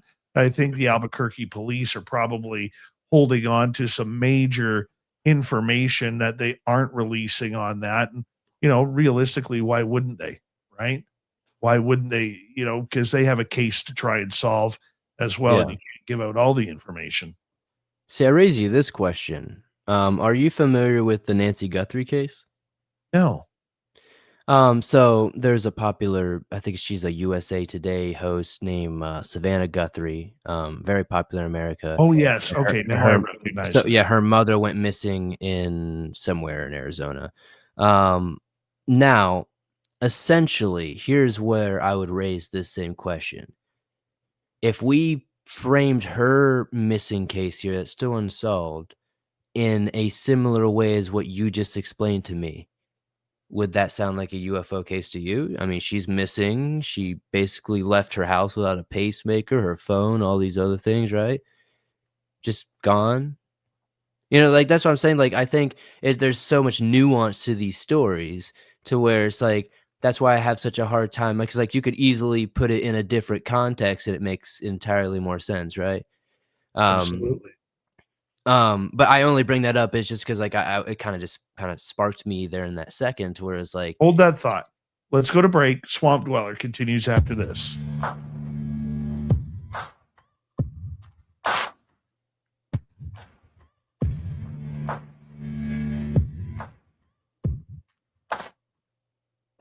You're listening to Spaced Out Radio with your host, Dave Scott.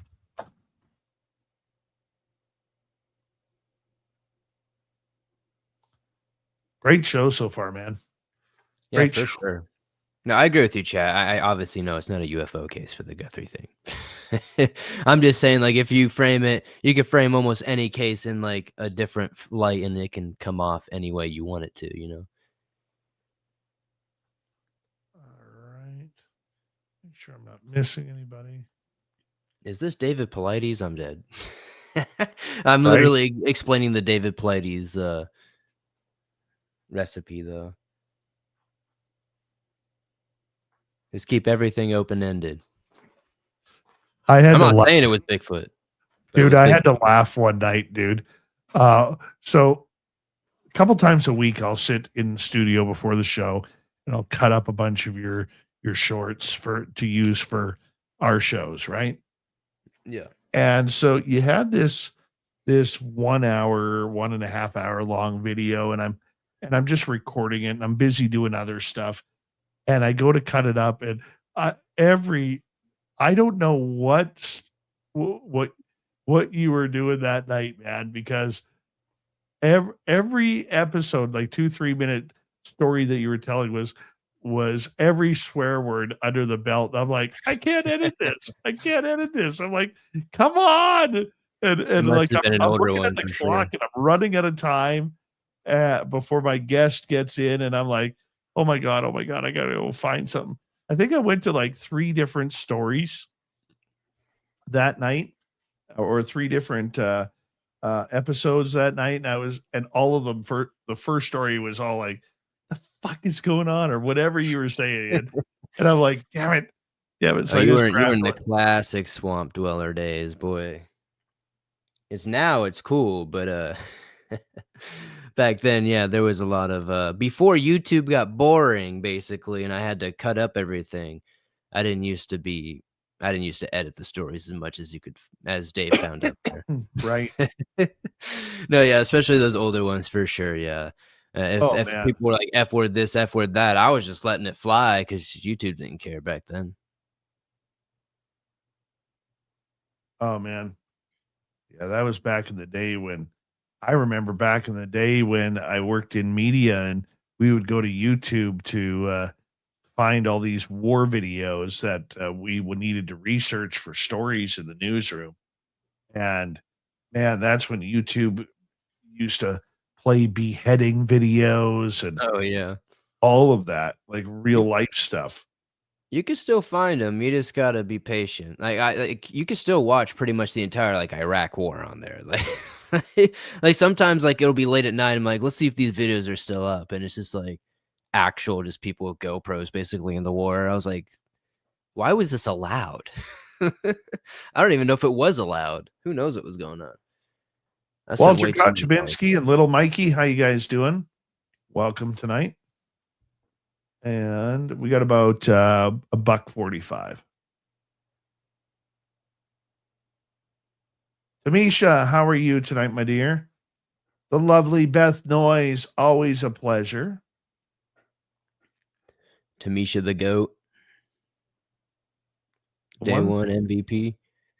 The one thing that I love about our audience, and I take it as such a compliment, is when they tell me that, and I'm sure you do too, when they tell you, man, I fall asleep to you. Yeah, I mean, I feel like that's the ultimate compliment. I know so many other Absolutely. people get offended by it, but I was like, I don't No know. way, man. If you could listen to me and fall asleep, I'm like, shoot, I couldn't do it. So What in tarnation? How you doing, beautiful? Nice to see you. We're coming back in a minute. Thank you to Swampy and to T-Bone for gifting a bunch of memberships tonight, as well as Candace and Cam for the super chats. We greatly appreciate your love and support of SOR. And we are coming back in about 30 seconds here. Tamisha says, I'm always in bed listening. Lucky you, because some of us are still awake. Skip to Malou, good morning to you, dear. And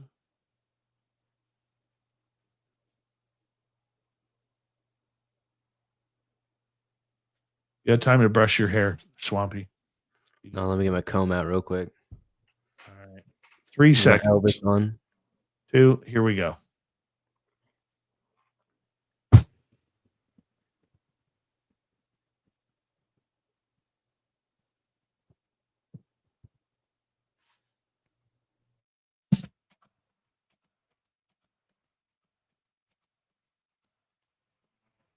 This is the second half of Spaced Out Radio tonight. My name is Dave Scott.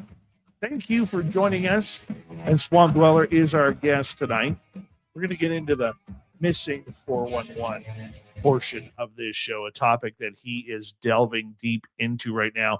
YouTube.com/Swamp Dweller is his YouTube channel. Go hit subscribe. Well worth it. Swampy, welcome back. Glad to be here, my friend. All right, let's talk about these missing 411 cases. There just seems to be people, and it's not just famous people, but just people, ordinary people going out for a hike, a bike ride, a walk, driving to the store to get some milk, and they just vanish into thin air.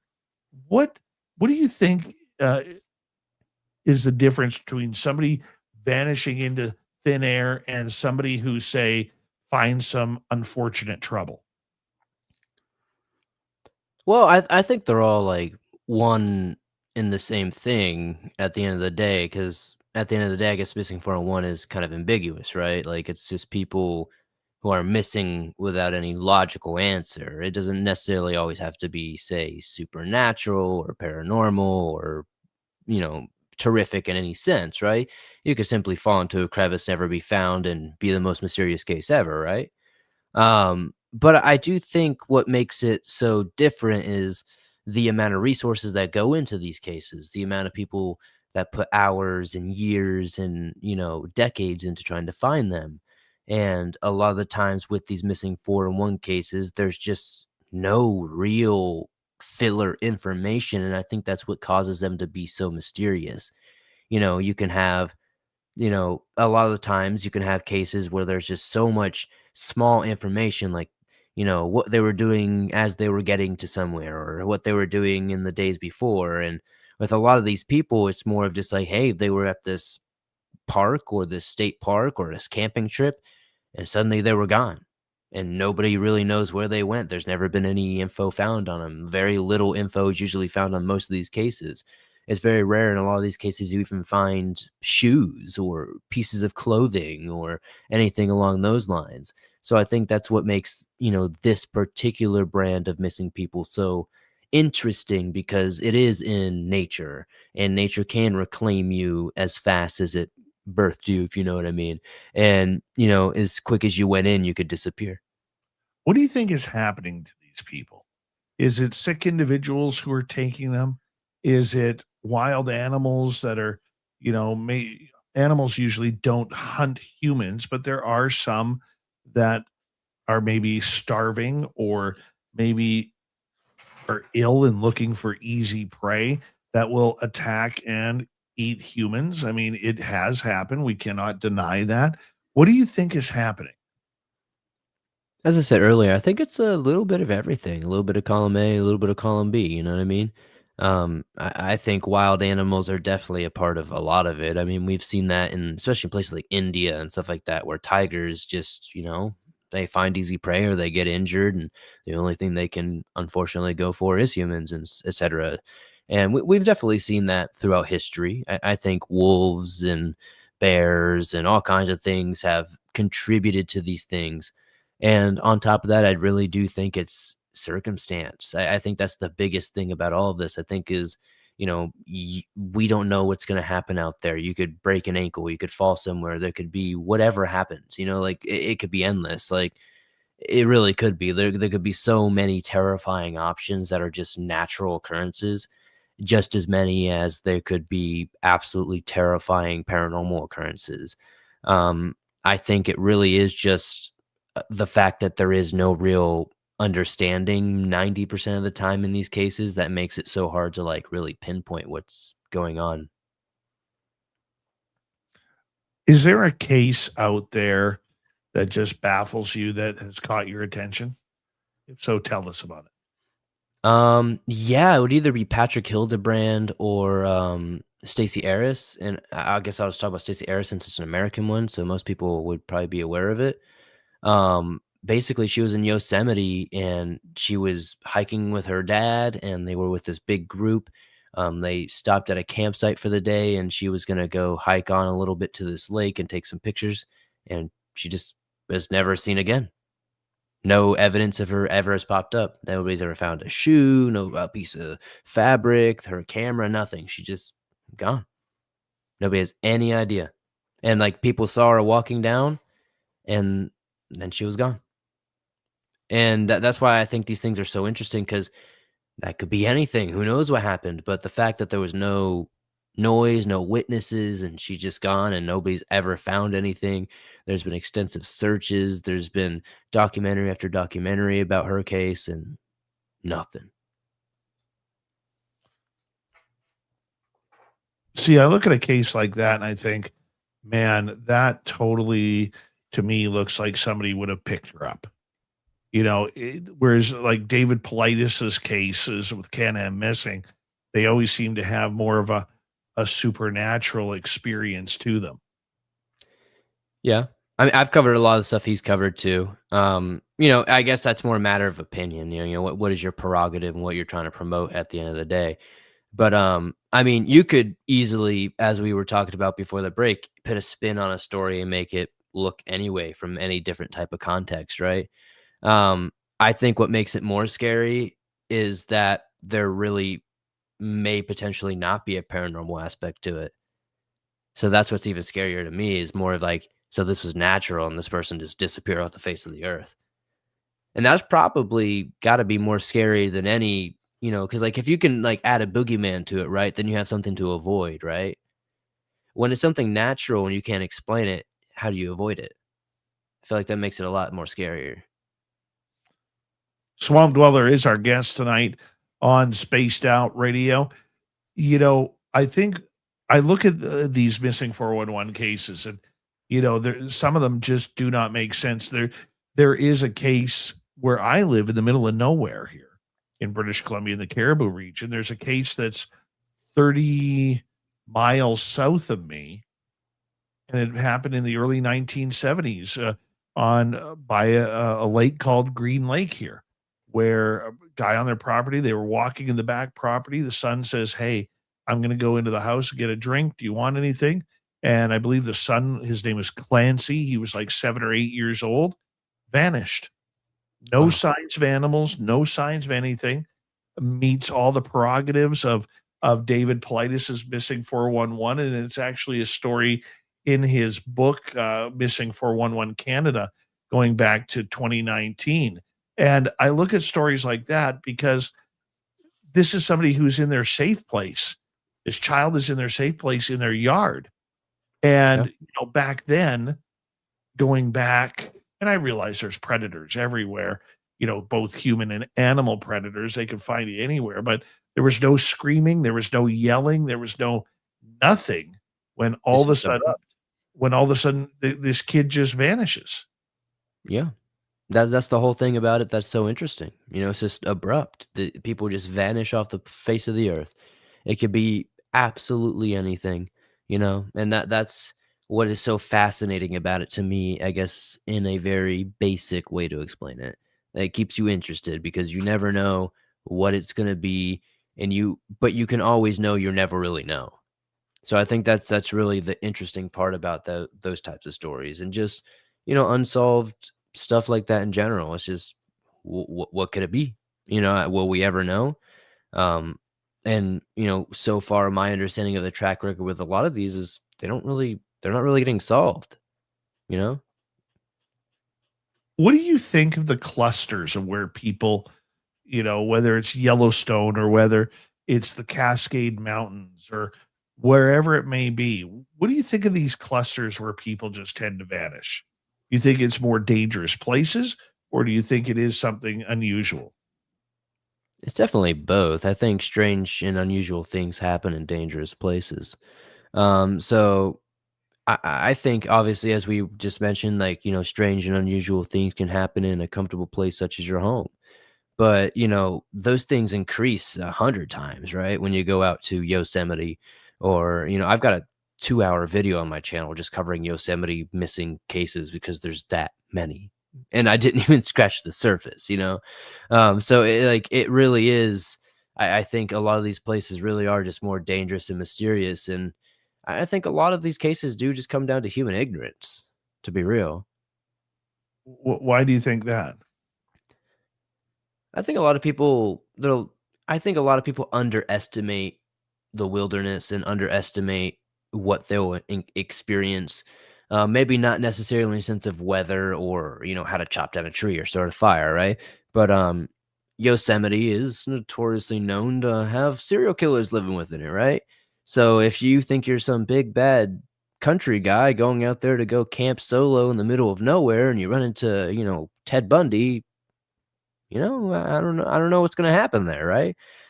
So, I just think that a lot of it does come down to human ignorance and this inexperience and people going places that they shouldn't be, because that's kind of where a lot of these start. Like, the most basic cases are just people camping in areas they have no business camping in. What about people who claim that they've walked into different dimensions? Those ones are the interesting ones, like, the Dior case, and there's a couple of other cases, especially from, like, the Smoky Mountains in Tennessee. You hear about that quite often. So, I mean, that's interesting to me. That's where, like, the little people stories and, like, the Fae and stuff like that start becoming interesting to me, because you hear those same stories with the cryptid encounters, right? To where, like, younger kids or teenagers are in these gardens or in their yards, and they meet these little people, gnomes, fairy type creatures, and they're suddenly in a different type of dimension, if you know what I mean. Um, a story that sticks out a lot is one of my personal friends' stories that actually was showcased on Unsolved Mysteries. So he grew up in Oklahoma, and his family had this house in Oklahoma, and they had this bench, and there was a um, very famous sighting that they had of a little person there.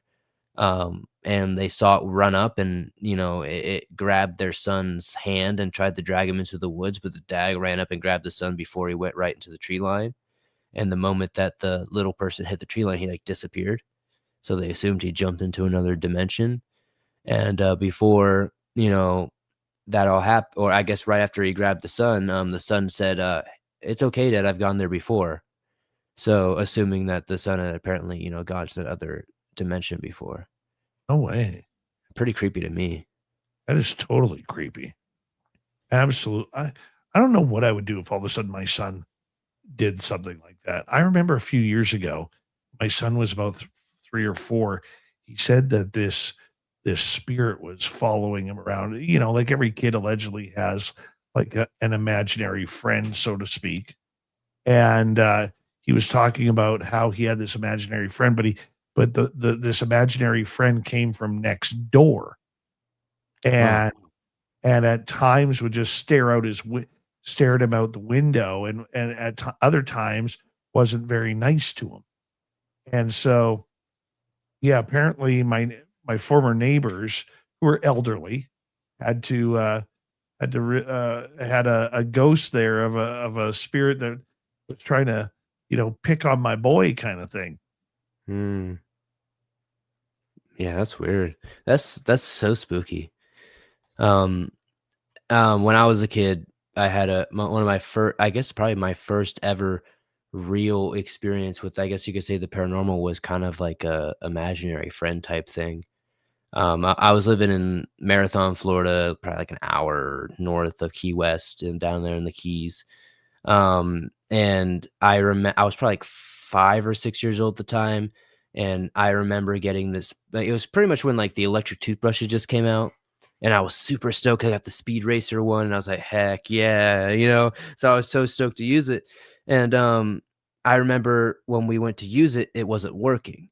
But to preface that a little bit, for whatever reason, I had never had an imaginary friend, but for 2 days before that, I had this random imaginary friend. And I randomly just decided, you know what? F it. I don't want to have this imaginary friend anymore. So I told the imaginary friend to go kick rocks, basically. So that night when I went to go use my toothbrush for the first time, we put brand new batteries in it, and it just wouldn't turn on. It wouldn't work. So I had to use a regular toothbrush, do my thing, whatever. I go to bed. I'm probably asleep for an hour. Somewhere around midnight, all you hear is this noise, and you're like, what the heck is going on? So me and my stepmom get up and we go and see it, and it's my freaking toothbrush working just fine, like a champ. So we take the batteries out of it, and we're like, okay, whatever, it's fine. She puts it away and all that. 20 minutes later, it goes off again, and it falls off and lands on the floor, but it's got no batteries in it, but it's still going zzz. So I'm like, okay, that's terrifying. And I remember waking up at 3 a.m. on the dot with cold sweats, and I look above me, and like there's this face. And it was like this blue face. That's all I can remember. It was this blue with eyes. That's all I remember. And from there, I started screaming. My stepmom comes back and all that stuff. Is anticlimactic it is, but that was like my first ever real encounter with something spooky, and probably why I forever have a lifelong, just fascination with all weird stuff. What scares you now? And don't give me the generic people thing. Like out of all the stories that you have covered over time, what scares you now? What scares me? People like Dave. I'm just kidding.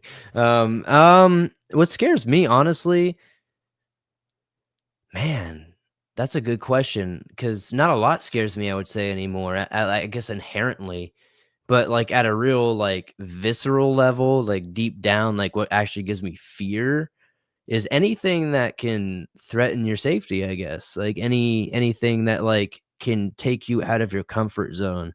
Whether it be, say, a person, or an animal or a cryptid.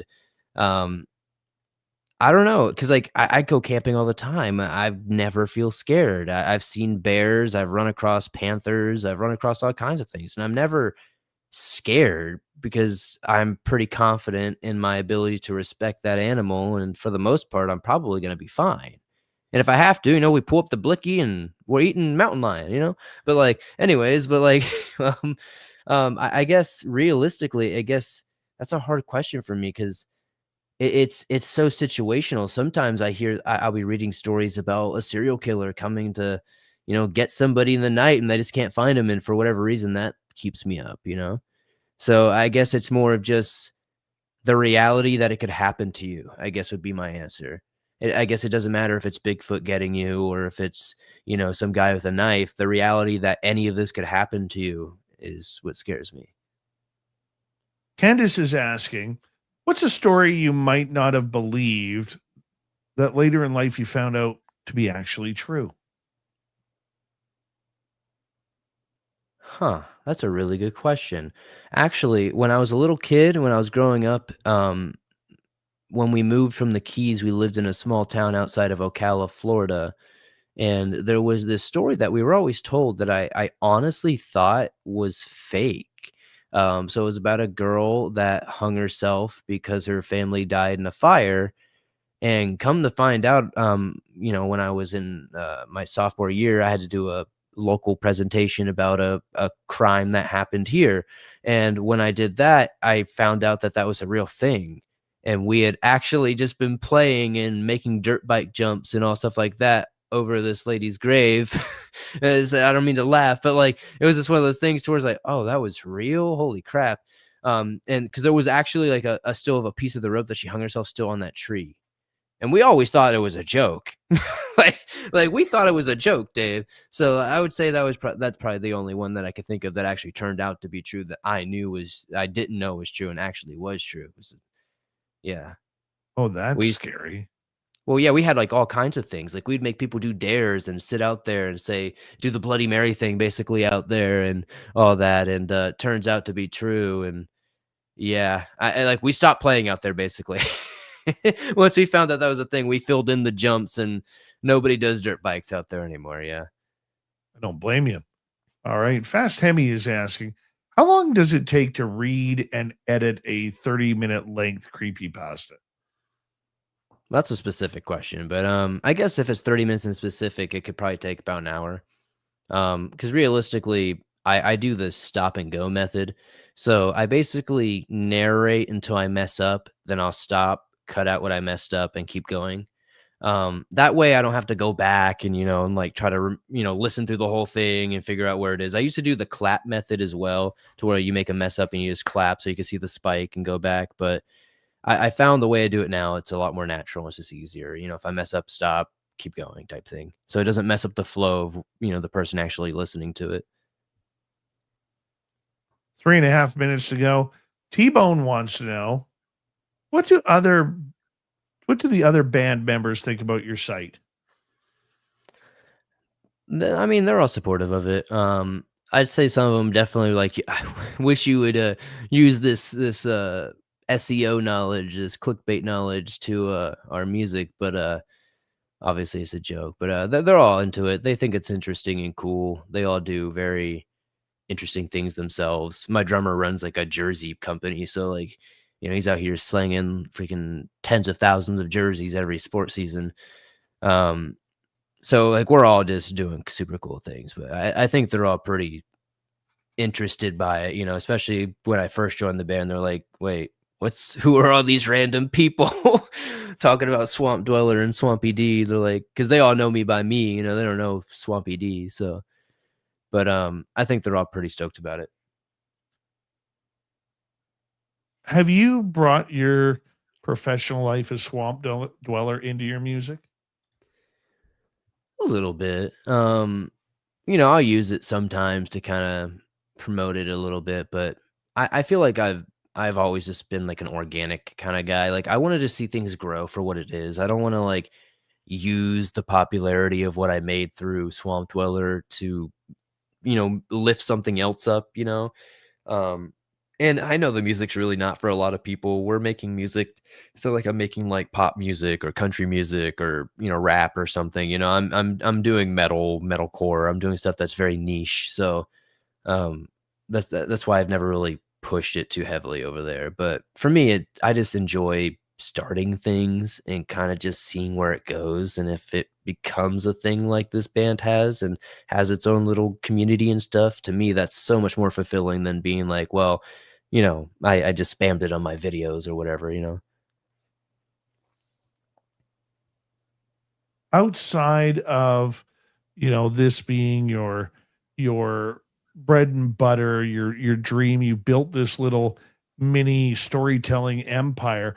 What do you want to go next? Have you thought about television? Have you thought about bringing a lot of these stories to you or to the viewer? Yeah, I mean, I've had a lot of talks over the past 10 years with all kinds of companies. I mean, we've even gotten as far as like a 6 pilot thing, if you know what I mean, with certain companies, and it's just nothing's ever really like panned out. I think the biggest thing for me is that if I wanted to do something like that, I would probably just need to like kind of start it on my own, get it popular on my own, and then bring it to them. A lot of these, I just don't think I'm like that large of an entity in the sense that like I would move the needle for a lot of these companies. So I think they just get cold feet a lot of time when it comes time to like dropping the initial like pilot, right? But yeah, I've tried and I would love to do it. And I think I'm not too terrible at it. I think the first couple of times I tried it, I definitely was awkward, but I think now I'm pretty comfortable in it. But I do have enough stuff that I could put out my own. I do have a St. John's River documentary I need to put out with my friend Scott Martis from Monster Quest from Animal Planet. Only reason it took so long to get it out because he passed away, and I'm gonna be real, that hit me hard. He was the first guy that I actually interviewed when I started doing this stuff. So, Swampy, thank you for coming on. Up next, you'll get a sample of Swamp Dweller's story to kick off hour 3, and then Terry Hall and Random Guy. You're listening to Spaced Out Radio with your host, Dave Scott.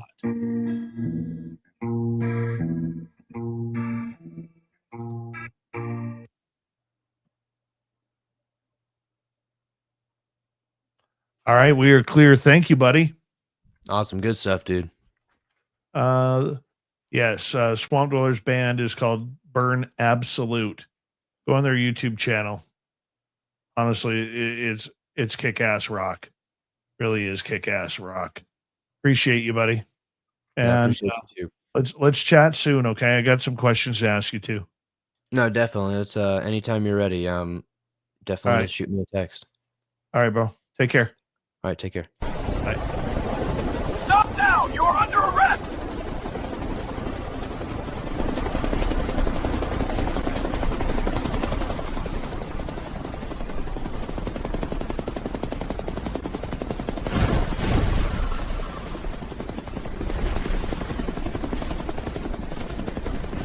Hands up! Don't move! Don't get caught without your Spaced Out Radio merchandise.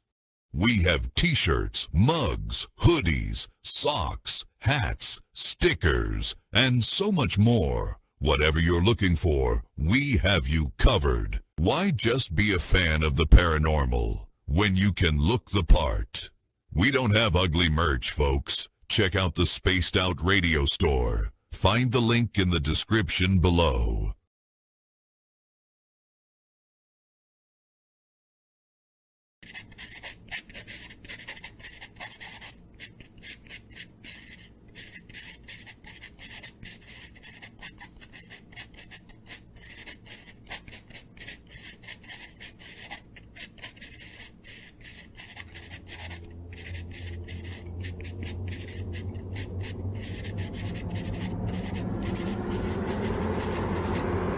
Dirty filth.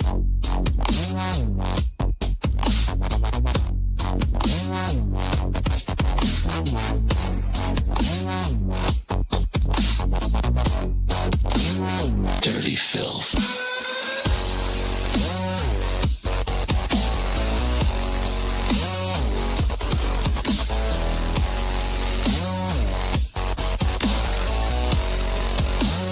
Dirty filth.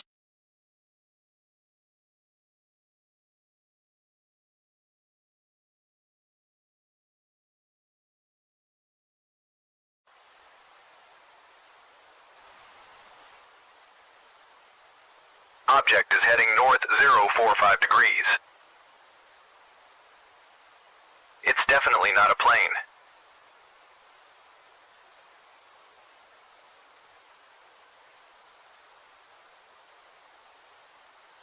It seems to be tethered to something.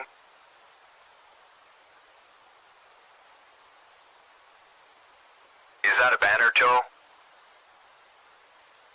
Caribou Con. Does anyone know what Caribou Con is?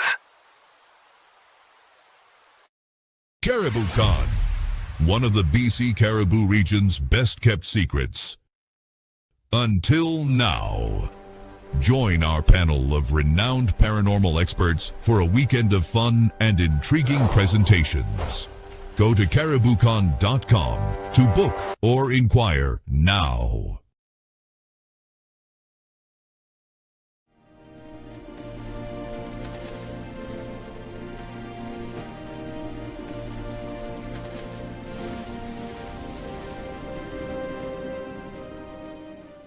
Over here. Look at this.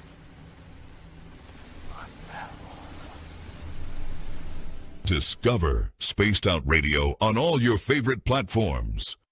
We're live every single night with the best in UFOs, cryptids, paranormal, and the unexplained. And you can find us on all your favorite platforms. Head over to Instagram for behind the scenes and daily weirdness, TikTok for quick mind-bending clips, Facebook for community discussions, and X for real-time updates and hot takes. Wherever you scroll, Spaced Out Radio is there. So go search Spaced Out Radio on every platform, hit follow, and turn on notifications so you never miss a single episode. The weird is waiting. See you there.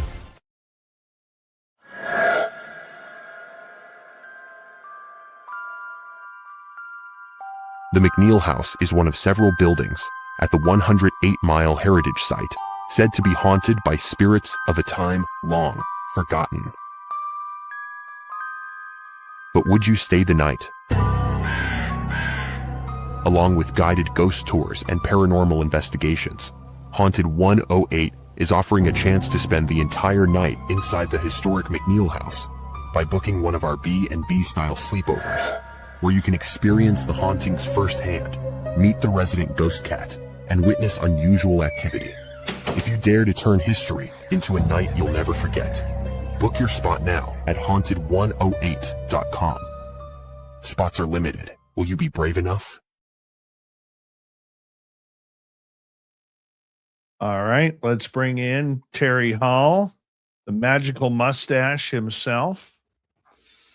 Good evening. Random Guy is here as well. There he is. RG, how you doing? Pretty good, brother. Good.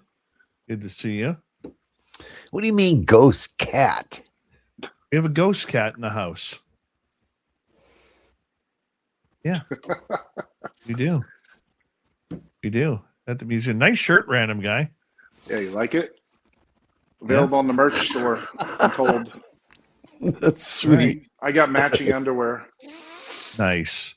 All right, guys, I'm going to mute you. We're going to get going with Swamp Dweller right now.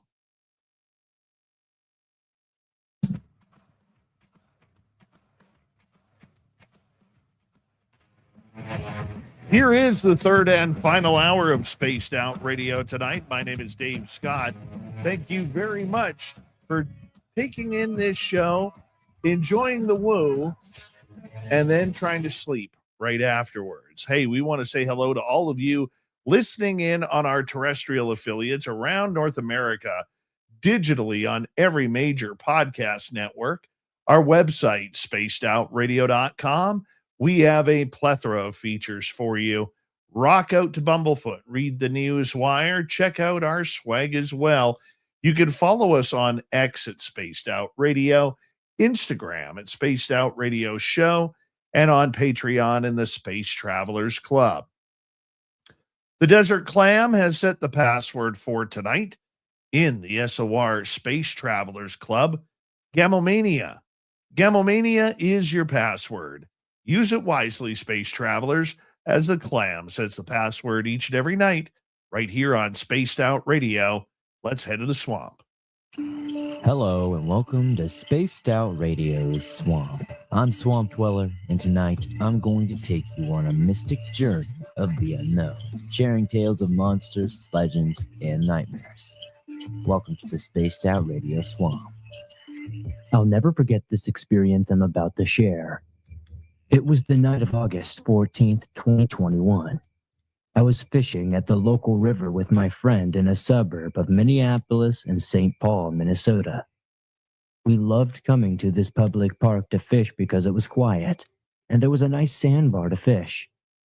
In addition, this park had a Sioux burial mound about a half-mile from our spot.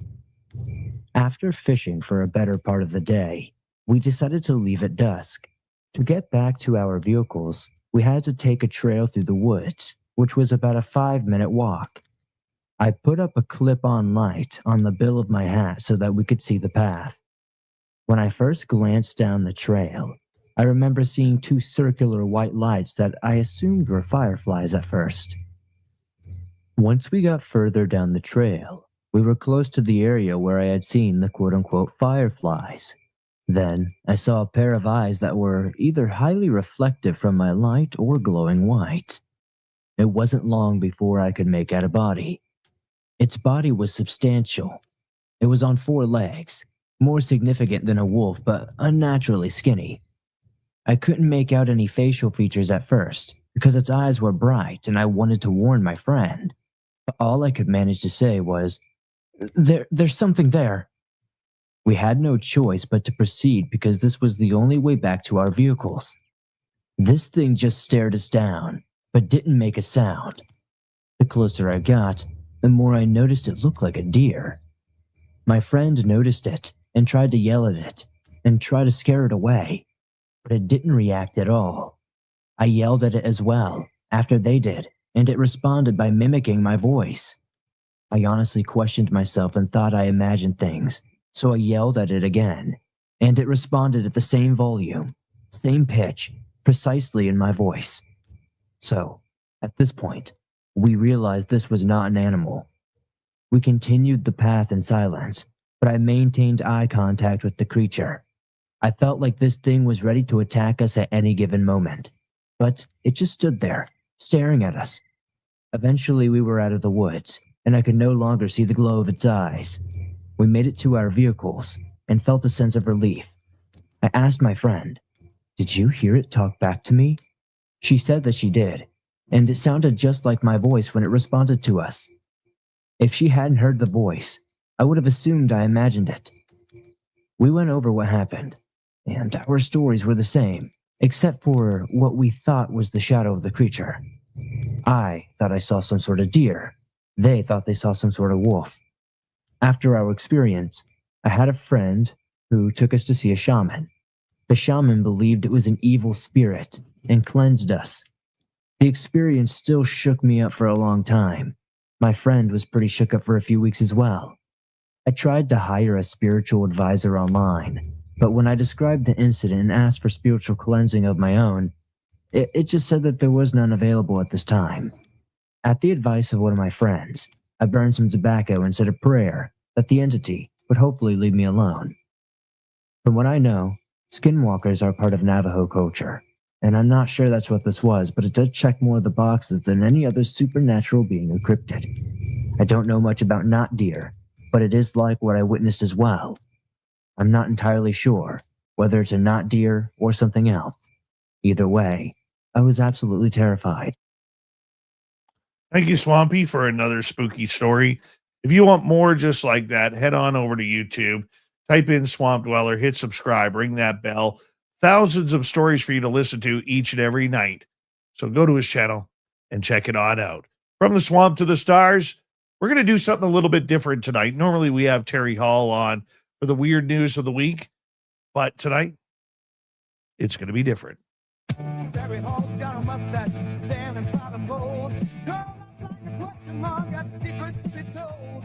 When you folks Bigfoot tracks ghosts that won't behave, he's going to the headlines like a costly wave. Weird news of the week, yes, strange, yes, wild. For the answers of reality to the unexplained falls. With Terry Hall and Paul, looking to stack in the small. I'm spaced out radio, let the very stars touch it all. All right, Terry Hall hanging on out with us. We got a special guest tonight. Hasn't been on the show in a while. We call him Random Guy around here because he's just so bloody random. How you doing, RG? What's going on, fellas? Terry, how you doing, brother? Doing well. How's everybody this evening? Good. Your mustache is looking fantastic as per usual. Yeah. Fire, bro. Fire. It is. Everything totally else fine. is going great, but the mustache remains. You know what I mean? I hear you. I hear you. I wish I had a lip blade like that. But nonetheless, we're bringing in the Random Guy here because you got some strange stuff going on. Are you finally going to admit you got some aliens or what? I think the title says it all. F you, Dave. It's I don't know. I don't even know what we're talking about. Are we talking about me tonight? Is that what's going on? Well, you are the special guest, so why wouldn't Yeah. All right. Where do we start, Dave? Lead me, Oh. O wise orator.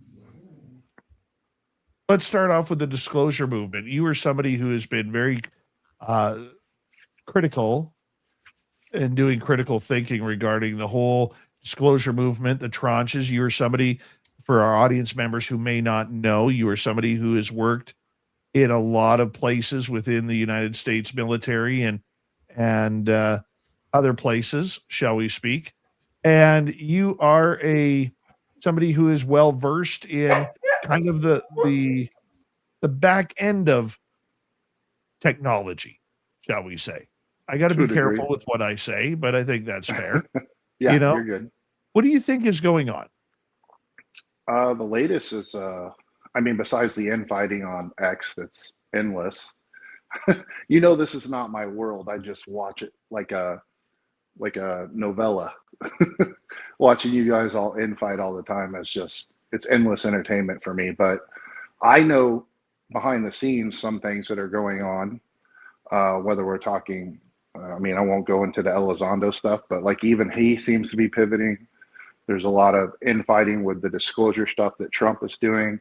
And the whole pulling the NDA thing, I think I could probably clarify that for people a lot more than most would, because I have them. Well, let's talk about that, because President Trump gave his signature and his blessing to, give whistleblowers, certain ones, shall we say, not all of them, certain ones, the blessed amnesty, basically, to talk and forgive their NDAs for what they were going on. As far as I know, it's people who are currently retired from these projects, and it is something that they can only talk behind the curtain, so to speak. They're not allowed to testify in front of Congress. They're not allowed to speak to the public or the media or go public with this. What's your thoughts about all of this? My history on my take on Elizondo, and I'm only using him as an example because he's in the news. I'm not picking on him. I know he at least at one time was legit. I don't know what he went on, like this marketing campaign the last few years to sell the UFO story. But he made a video that I caught, somebody sent me earlier, and he actually nailed it 100%.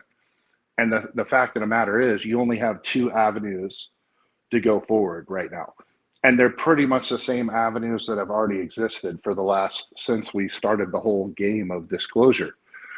What that means is, if you see something, you can say something behind the veil of basically a inner circle skiff that's already been created by the government. So nobody's allowed to just come out and say what they know. And I'll go back to what I said, because I'm a skeptic. Okay, so everybody that's never seen me before, I'm a skeptic. I've seen too much stuff that's real. I already know what the capability is. So for me, I'm like, no, it's not aliens. But in any case, I digress. What it comes down to is a lot of people are intentionally shown things to see how they respond in their job duties. A lot of people are intentionally shown things to see how they react. A lot of people are shown things for misinformation campaigns. And they might be fighter pilots. They might be in position of intelligence and say, hey, I saw this thing. I got to blow the lid off of it. They're basically playing into what the system wants them to do. And so for that reason, we can't have people going out and saying things in public. You guys got to understand, there's still national security here, right? So it's largely performative. Nothing's going to come out that hasn't already come out. And the people that are grifting and making a show of things are going to continue to do so. And then I feel bad because I know for a fact there's certain guys that are good guys that are out trying to do disclosure on things that are absolute false narratives. And that sucks. That's the reality of the situation. So for our public, what do you mean by false narratives? You got to understand, it's a lot better, and I'll be very non-specific here. I'll just give an example that's totally unrelated to anything. Let's say that you are the leader of a nation, Dave, and you created some amazing technology, and you want to hide or mask that technology in a world of surveillance and satellites, human intelligence, and everything else. The best thing you can possibly do is get your own people, a small portion of them, to believe that what they saw is not our technology. You see what I'm saying? And so when those stories propagate, they play the telephone game, and then of course there's no evidence of anything. You get out disinformation to our adversaries and exactly the way it's intended to be. It's not intended to deceive the American public, but the reality of the situation is we need that. It protects us. It protects the United States of America. Russia does the same thing with their UFO hoaxes. China does it a little bit. They're just a little bit more lockstep. But every nation does this. When you hear, unless it's a super poor nation, then sometimes they'll do it because they'll literally take media money if it's a third world nation because they want any money. But if it's a first world nation that's engaged in a modern military, they're gonna deceive, and it's not meant to deceive the public. But unfortunately, the reason disclosure will never happen is because even if there is aliens, let's say there's 100% aliens over here, right, in these hangars and all this stuff, they're going to have to disclose by nature everything in between, which immediately makes every person that we are not friends with at advantage. And that's the simplest way I can say that. Terry, do you have any questions?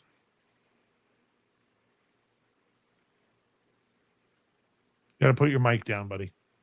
So then RG, for say a researcher, let's just say a citizen scientist, with maybe not what you've seen firsthand, but maybe been told about secondhand, is there a way to discern in between what is man-made and what isn't?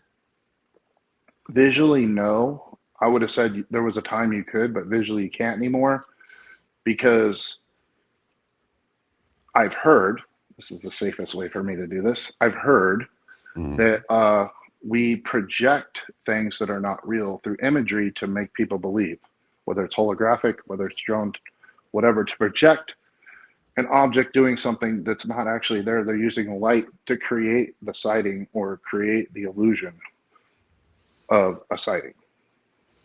So then bringing in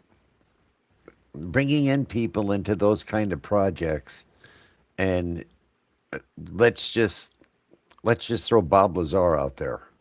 Bringing in somebody like Bob Lazar and then turning him loose on the public and saying, you know, when I saw it, it had the red, white, and blue on the side of it, but I was told that it was a gift, or we found it, or whatever the case may be.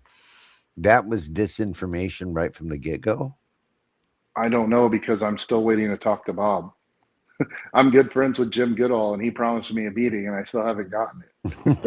He's been ducking me for the last 3 years because I have questions that I could ask Bob that would, outside of what I already know, would put me in like the 99th percentile of knowing if he's telling the truth or not. Well, then come up to my neck of the woods and you can go camp out on his front yard. I've talked to his wife. I've texted his wife and called his wife, but I haven't got a hold of Bob. I want that conversation to happen. I really want that conversation to He happen. told me he'll talk to me, but no cameras, no recording. So there's a good indicator right there.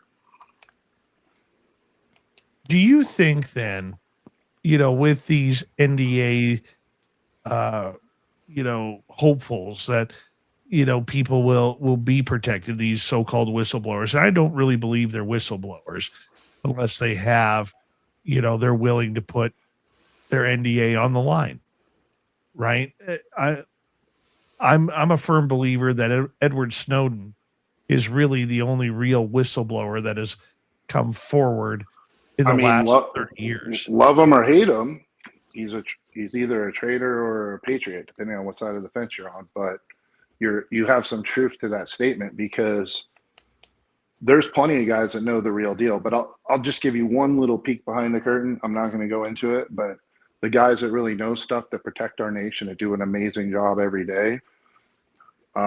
Sometimes I drink with them and it's just complete comedy hour about what gets reported, because every time somebody reports one of our assets as a UFO, it's like, yes, we did it. We did what we were supposed to do. It's like nobody's looking for what we really have. They're saying, or they say we do have it and we reverse engineered and we made a deal with some, you know, alien being, which they're like, thank you. Yes, we couldn't pay for this. Like, honestly, behind the scenes, that's going on. Where are they doing that? Above my pay grade. I'm retired.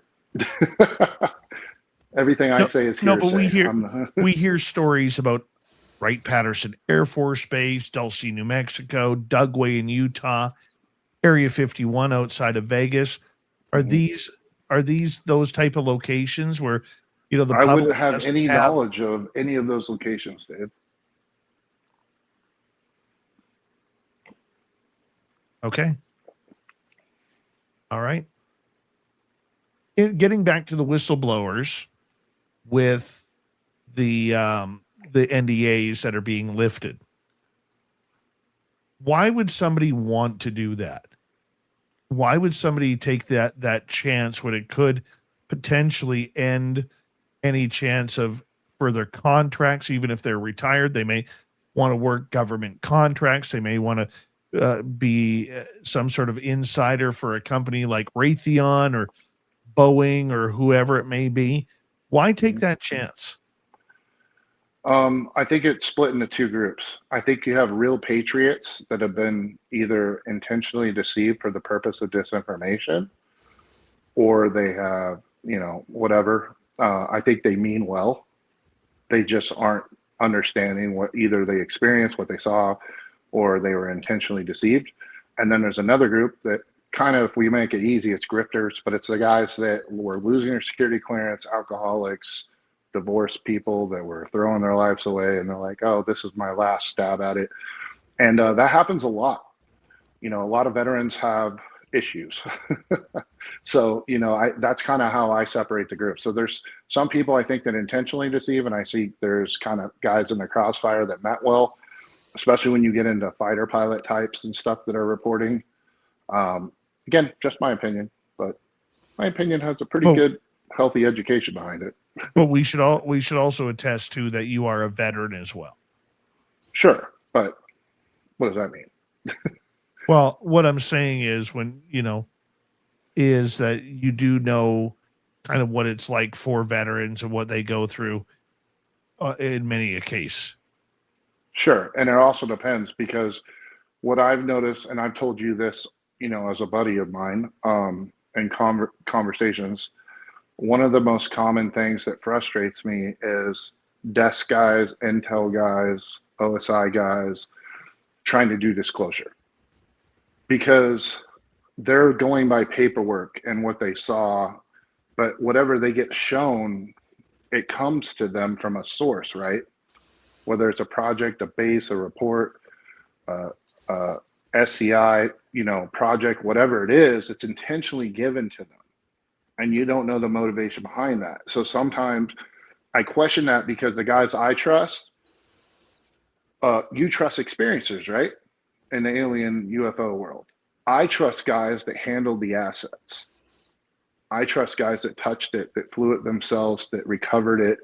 That's the world I come from. And there was no aliens. So that's my 2 cents on that. Yet you got aliens. On base, RG, on base, it's not just the guys per se that fly these things or work on these things.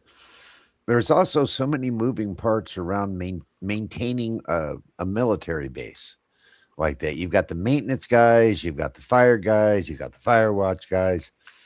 All of those guys have to sign NDAs when they're around this kind of stuff. Absolutely. Would you trust, or do you think it would be in the public benefit to just have a blanket NDA, like, I'm going to cover your butt? And so instead of a pilot who still might be able to work for Boeing, let's say your regular maintenance guy who was in for, say, 4 or 8 and got out but signed an NDA, would it be to the benefit to draw those kind of guys into this kind of circle so we could get a little bit more fully rounded picture? You're talking about services and support and logistics people, correct? Right. People that Okay. have access to those kind of buildings and see that kind of stuff, but don't have the access or clearance to work on it. Well, there's a few things that go on in that world. First of all, nobody goes from Air Force supply to top secret supply guy. That's not a thing. Right.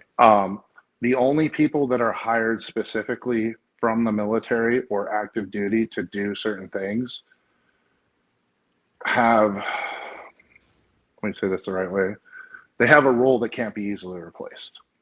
Anybody that does logistics, services, or any other form of support in a high-level project is intentionally not an enlisted military member. And that's because they'll take a guy that makes $30,000 a year from the city, pay him $100,000 a year, and tell him to be quiet. Hold that thought. Terry Hall, random guy, myself, Dave Scott. We're here for another 30 minutes. This is Spaced Out Radio. Your host, Dave Scott.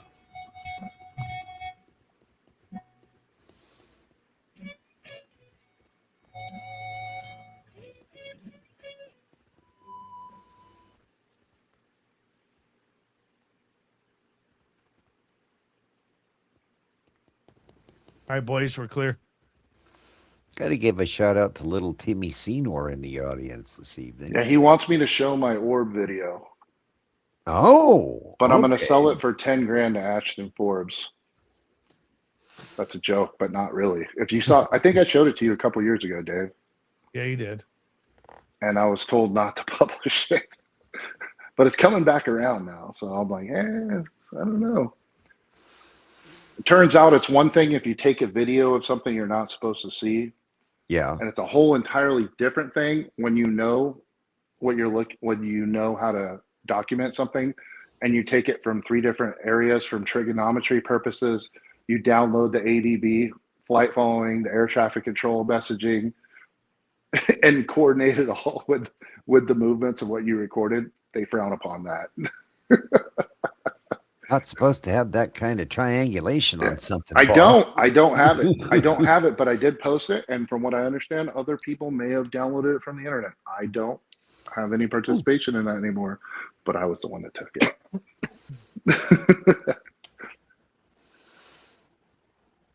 So then that goes back to the question again, RG, is how do you tell the difference between what's theirs and what's ours? Well, hold that. Don't answer that right now. That's a great question that we need. Yeah, that's fine. Sure. RG, tell the audience, though, while we're here, how the Fuck You, Dave t-shirt became a t-shirt. Oh, sure. Also, I want to say we're going to stay 5 minutes after. For anybody who wants to hear the craziest, I can say shit because we're off the air, right? The craziest after the show for 5 minutes. I'm going to tell you something that happened in my real life that's blowing my mind, and I already told Dave. But I'll tell you the RG shirt. So I met Dave like 4 years ago, I think, in Vegas, right around COVID time, give or take. And we had a mutual friend who was a special forces guy. And he's like, hey, you want to go mess with some UFO people? And I go, hell yeah. And he goes, just don't tell them any of the places you work, whatever. I'm like, of course not. So we go out there. And I meet Dave and what's Michael Stratt? Is that his name? Michael Stratt.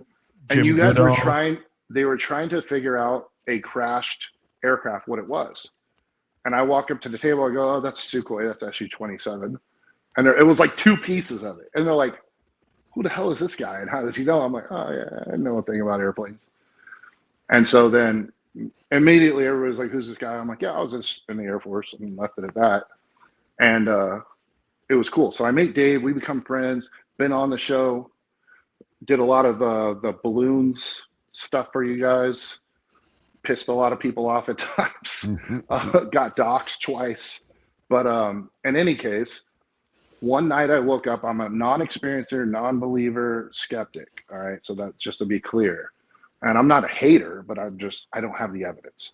So one night after I'd been doing this a while with SOR and Dave, I woke up in the middle of the night, like 3 a.m, didn't drink, no drugs, nothing like that. And I shit you not, guys, I looked up and I saw 2 aliens that like grays. And I'm like, all right. And I'm tired. I still believe I'm dreaming, like to this day.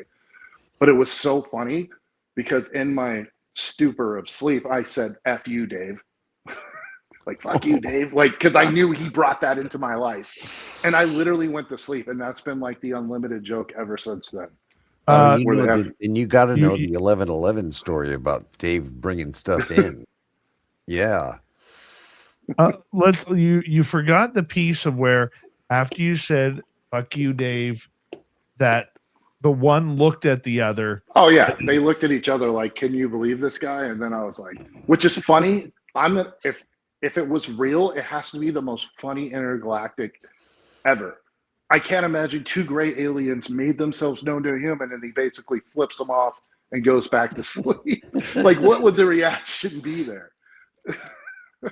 If it wasn't real. It was. It was but totally real. I had You to gotta- share that, and it was so funny. It was. You got to hilarious. quit your denial. You got to quit your denial.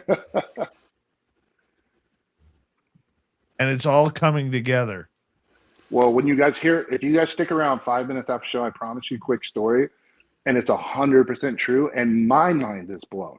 Like, as a non-believer skeptic, I have evidence now of crazy stuff. I don't know of what, but it lines up too scary with like things that you guys believe. That's really always tripping. the thing with me too. Is we It's tripping me out. Going out with Tim and a few other people. We've filmed some really incredible stuff, but I just don't know what it is. Okay, hold on right there, guys. I hate to cut you off. Sure. Go. No, do hold it. on right there. Make sure you ask all those questions again, Terry. Big shout out to Danny on his birthday. Thank you from Pre-Blown. Happy birthday, Danny. Welcome. And I think there's another birthday there, but we'll get to that later. Here we go, everybody.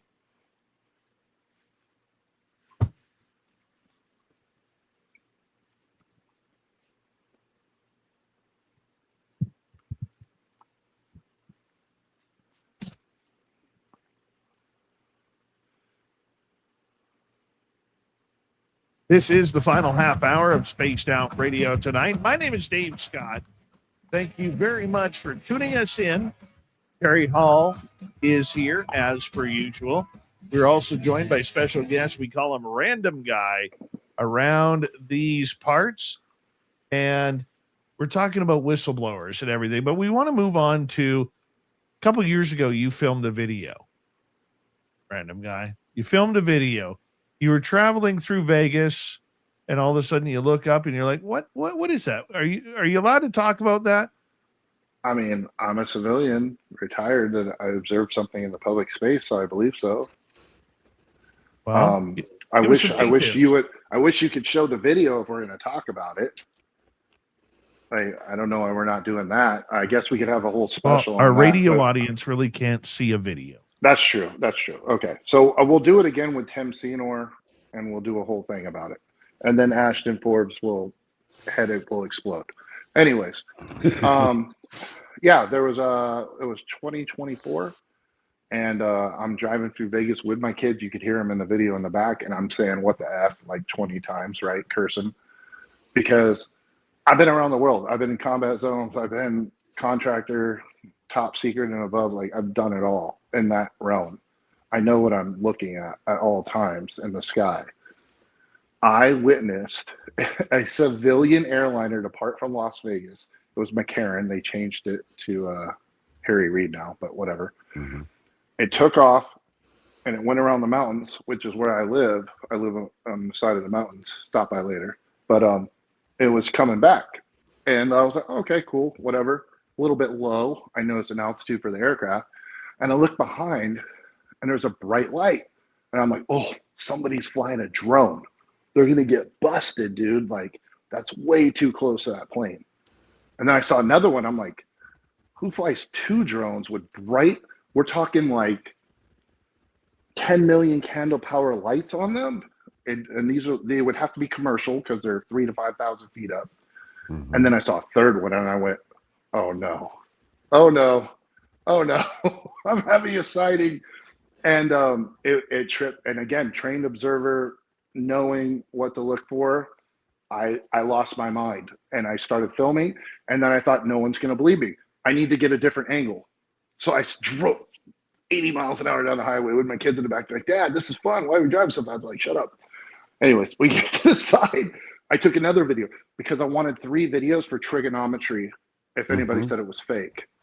And I already have the metadata in the video. And I know how to prove or disprove something.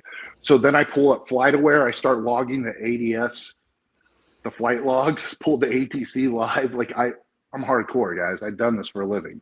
Not researching, but I know how to debunk or disprove. Right. And I'm like, no one's going to believe me. I need every aspect covered. Got home, edited it, pulled it up in 5 different filters. When you guys see this video, you know, Ashton Forbes has made a whole career, and I'm sorry for saying his name on your show like 100 times, but it's the only one I know that's obsessed with this. But he made a career of those 3 orbs going in a circle around the plane.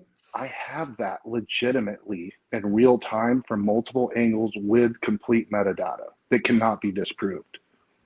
The plane didn't disappear, but it had the following: the size, there was nothing on radar, nothing on ATC. Oh, and of course, an Air Force C-130 out of the test site happened to be flying over exactly over the top of the plane, which I also have a video of. So yeah, it was freaking nuts. And then I posted it on X, and I got a phone call the next day. And I said, hey, would you mind pulling that post down? I said, sure. What's up? Pulled it down, and it's been about 2 years. And Timmy's like, dude, we should post that again. And I'm like, I'm down. I just don't know what the hell it was. And I don't know the people that told me, asked me as a favor to take it down, are people you generally go along with. So I'm kind of like 6'7", 6'7". I don't know. I don't know what to do about it, but it was a real legitimate, 100% irrefutable. You can pull up Mick West or any of those dudes, and they'll be like, holy, like they will know it's legit. There's no disputing this. So that brings us back to something that we talked about just a few minutes ago, was how do you discern, how does one discern what isn't ours? Okay, so like, I don't know everything. I'm not going to sit here and say I know everything. Mystery dude, buy my seminar. I don't sell this stuff, right? But there's traits that differ. I've seen enough projects over the last 20 years. I know within reason what the capabilities are. And I know how they present. I know how they behave. I'm not an engineer or a scientist, so I couldn't tell you how they work. But I know generally what I'm looking at when I see it. And that even includes during the war in Iran and Israel and Iran stuff. I've called out some things with friends. I have friends that do targeting right now that are picking targets in Iran, and we talk every day.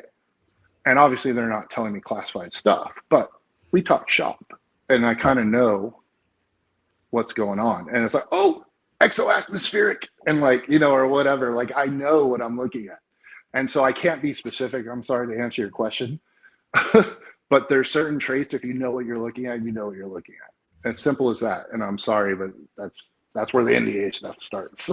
Well, you know what Tim and I were doing with the RV and going around, and that kind of research gets expensive, and it's prohibitive. And besides the fact that we started off with an RV, and basically everything we had in an RV, you could put them pretty much on a bat belt now, or in a couple of cases in the back for something a lot more mobile.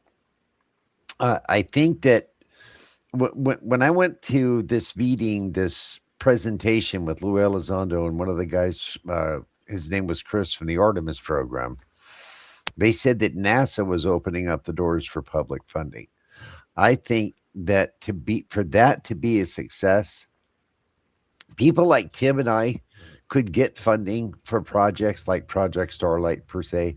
But I think for those to be a success, we need more guys like you out in the field with us. How could we get that done without getting you guys in trouble? Well, here's the thing. I'll give you, there's and Dave, don't say the name, but there's a very wealthy person that has a TV show and multiple properties who was going to hire me to be an advocate for his TV show and other stuff. And he was told by DOD personnel, that guy's off limits. You can't hire him. And it was going to be I wasn't going to violate anything, but just to help identify what's real and not real. And they're like, no, you can't do that. So you were still going to be the guy that was in the rear with the gear. Right. And so it was made clear to me that even though it's not technically part of what I'm not supposed to talk about, and I understand, man, if you work in this world, you got to just understand we're out here trying to save the world. Like, we all got big egos. all of us. I was a crash recovery guy. I was a rescue. Like I did stuff, like cool stuff. SEALs crash out of a helicopter. I go get them. Like that was my job. It was awesome. But like whether it's the pilot or the SEALs or Delta or the engineers at Northrop or Lockheed that are the baddest dudes on the planet, you have to have such an ego to do this job. It comes out in people like Lou Elizondo. It's like once you have access and you know a little bit and you're part of the winning team and you're out there killing bad guys, it can be, obviously I don't make content or go that way. I'm in a different world now, but like I understand the high you get and how you feel superior to other. It's just a weird world, but it's awesome. I'm not gonna lie. It's pretty awesome. Well, but I'm trying to be honest without being arrogant, but like it's a pretty cool world in that That's regard. what kind of crushed me as far as some of this stuff goes, was being out in the field. You learned what's stagecraft and what isn't, and taking someone's heartfelt beliefs about this and making a buck off of it. I don't agree with that at all. And that's where you have to look at the ethical side of this. So there's people like what's the pilot again? I'm not in your world, but Ryan something fighter pilot. Ryan Graves. Yes. Okay. I only know a little bit about what he said in a witness. I don't think that's a bad guy or a liar or a manipulator. I take that guy at his honor. But I think he may have not known everything he was looking at. You know, so like what I was talking about earlier. I think they intentionally inject scenarios. I know for a fact, and this is written about elsewhere, so I'm not saying anything secret. You can look it up on the internet. The United States government has flown thousands of missions over cities intentionally, from everything from the U-2 to the SR-71 and what we have now, just to see who notices it, just to see the reaction on radar, to see the reaction from airports, to see the reaction from bases that don't know it's coming. So keep that in mind when these objects came around this base with nuclear weapons. They were testing. Come on, man. Like you can figure that. I don't know that. Not saying that for sure, but we know for sure they test against our own facilities. So I'm jumping to that conclusion. Well, Kevin Day and his wife were kind enough to have us at their home for an extended period of time. And I can say from experience, just by talking with Kevin, they had no idea if that was one of ours or something else or what it was. So they're definitely not in the loop with that kind of thing. Well, here's the other thing. I was telling Dave this as well. You could be a pilot, a test pilot for Lockheed, Northrop, and have like, I don't even know. I'm just going to make it up, but like teleportation, zero gravity, magnetic, right? Like whatever. All you know is that your asset, your craft, your project. You don't know all of them. You know who knows every project? The guys that have to go pick them up. The guys that have to go pull the pilots out. Those are the guys. And it's funny because no one talks about it. Everybody talks about the pilots, the engineers, the psyops, the disinfo. Talk to the guys that save the guys that fly the planes. That's they're not kind of going to what say I was, anything, but they're the ones that know everything. that's kind of what I was poking at when I said, you know, not just the guys who work on these things, but some of the surrounding crew that kind of help make this work. But it's the recovery guys that we need to be able to speak with, and I don't think But that's no one's going going to tell you anything. That's the problem. I'm not going to tell you anything about real stuff. I'm going to speculate, and I'm going to tell you what's in public domain. I'm not going to tell you a word because I'm a patriot. I'm good to my word. But what I'm trying to explain to you guys is I can't solve the problem for you.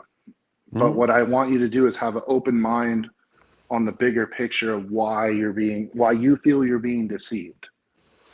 There's a method to the madness. I'm going to ask you the same question I ask a lot of people who are doing this right now. And they've even asked Lou Elizondo to his face. Why are they doing this right now? The alien disclosure stuff that Trump's doing? Yep. 2 reasons. And you're not going to, here's the thing. I'm not being political when I say this. I'm not political. I consider myself a libertarian.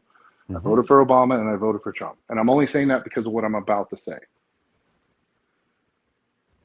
we're getting our butts kicked with the tariffs. We're getting our butts kicked on weapons in Iran. Like, there's a lot of bad things going on, and distraction is a great thing for an administration that's losing on multiple fronts. Okay, again, I voted for Trump, just being full disclosure, so I'm not being political. The other reason is people feel like they're getting something from you, they'll back off on the pressure. So whether Burchett and Luna and this whole thing that's been going on the last few years, I think it's been a little bit effective. I think they were getting a little bit close. And Luna and Burchett know they've been getting lied to. They know. I know people that know them. And they're like, yeah, they're getting lied to. Oh, Burchett's very upfront about saying that without hesitation. What do you mean?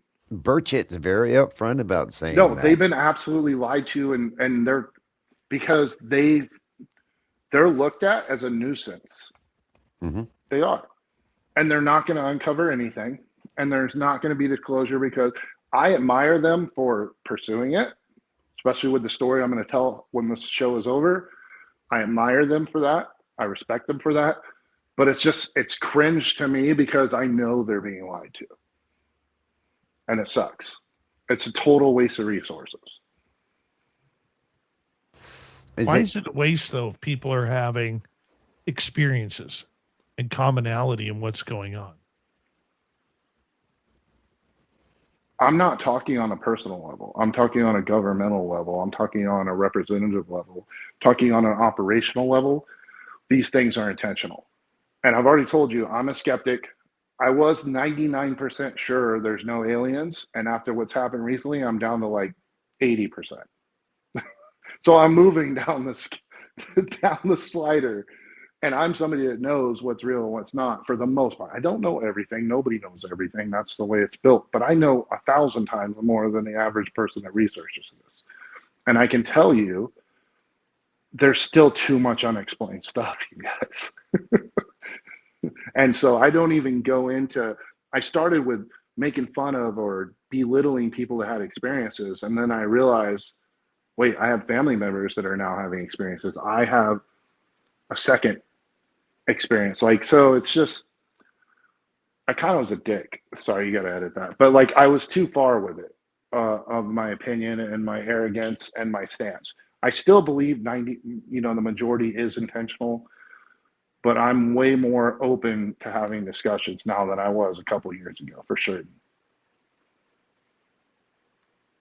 Do you think then, as we got about 5 minutes to go, that this subject is what they say, a marathon and not a sprint to the finish line for disclosure?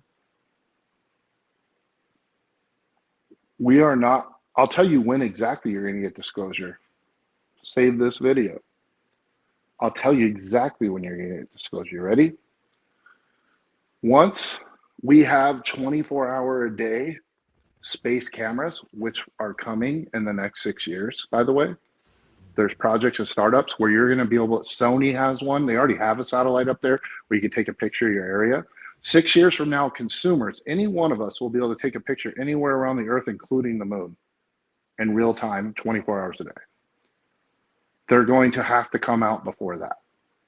And they're going to say, this is Space Force. These are things we don't look at and we're not going to allow you to see. And they're going to have to admit it. They're not going to tell you what it is, but they're going to tell you they exist. That's when disclosure comes, at least as far as that goes. So if there's aliens and they're here, I don't know. That's when disclosure comes for the government saying this is ours and this is not ours, and they're going to really clarify what side is what. Oh, that's a lot better answer than I thought you were going to give. I thought you were going to say, you know when you're going to get disclosure? It's going to happen on the day that ends with Y. No, I'm being practical. That's it's coming. It is coming, you guys. It is coming. If you're under 75 years old, you're going to see it. But it's not going to be what you think. You're just going to realize, oh, crap, all those were us. That's what it's going to be. So is it really going to affect an average Joe like mine's day to day in the end? No.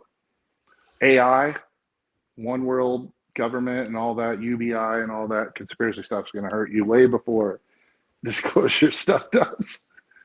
I assure you. I mean, I've seen a few, and with the Tesla Tech that's coming up this year, I know that the major discussion is going to be 0 point energy.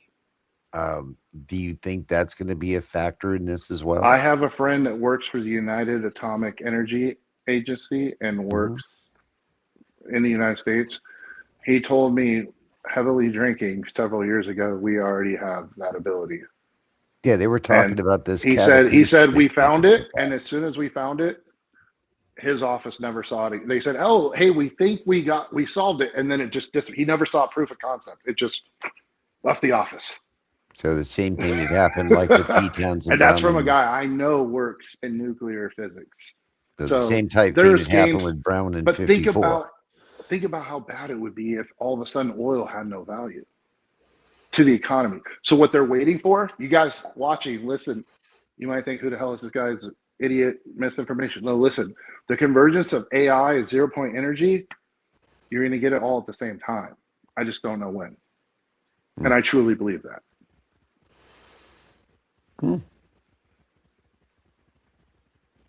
Because AI they'll pretend AI solved it. That's what they're me knowing who you are, you're kind of freaking me out, dude. I'm going to be honest with you. AI solved 0 point energy. Now we can give it to you guys, even though they've had it for 20 years. Now that makes sense. That makes sense. Not that we've had it forever and we've just had it hidden. Hey, now that we've because got then it doesn't. As soon as it's not an advantage, as soon as it's not a hidden advantage strategically, the United States of America, when the Chinese get their AI and everybody's like, "Oh, wait, we all solved it," then it's not a secret anymore. Oh yeah, guys, by the way, we got this now. You can stop putting gas in your car. It's literally that stupid. It's gonna be that stupid, and you're all gonna be mad. I promise. Are we gonna have a one world government before that happens? I don't know, man. I'm almost 50. I hope I die before all this crap happens. I just want my CDs back. Who doesn't want their CDs back? Anything else in closing, Dave? Well, I just want to say that it's great to have you back on the show. It's been way too long, Mr. Random Guy. We always do appreciate that. And Terry Hall, I know we didn't get to the weird news of the week this week, but I thought this would be a little bit more interesting. Absolutely. I'm not that interesting. No. Bring controversy. Oh, we didn't say anything about you. When Dave told me that you were going to be on the show tonight, I was honestly, I was kind of dumbfounded. Yeah, most people think dumb when they think my name, so that makes sense. Well, and the funny part is, I can see that I got the TV. That's why I keep looking over here on the chat, and it's like it's always the same. Half are like disinfo. Well, I got to say this. It's like if you know me, you know I don't care. I'm just telling you guys the truth. Oh, you love it. I got to say this from the bottom of my heart, RG. Gentlemen, we got to put you in the background as we get ready to say hello to Mr. Ron Bumblefoot Thal. Rocking in the background with Little Brother is watching. Bumblefoot is the official music of Spaced Out Radio, rocking us in and out of every single show. Get your horns up for the guitar god himself. Special thanks to everybody listening in at work, at home, in your cars, wherever you may be. Thank you to everyone in our chat rooms tonight. YouTube, Twitch, LGAP, Facebook, Spreaker, LinkedIn, the Space Travelers Club, and on X, hashtag Spaced Out Radio.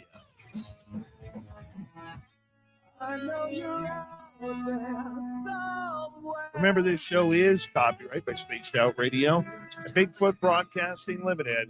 Thank you so much for choosing to share your evening with us, because together, my friends, we're watching.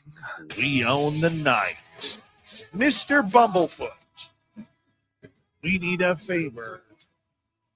We need you to take us home.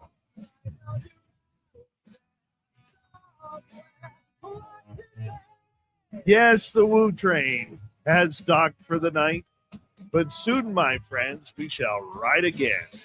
Seats are always available. Your tickets never expire. And if you want to bring a friend, we've got room for them too. Good night, everybody.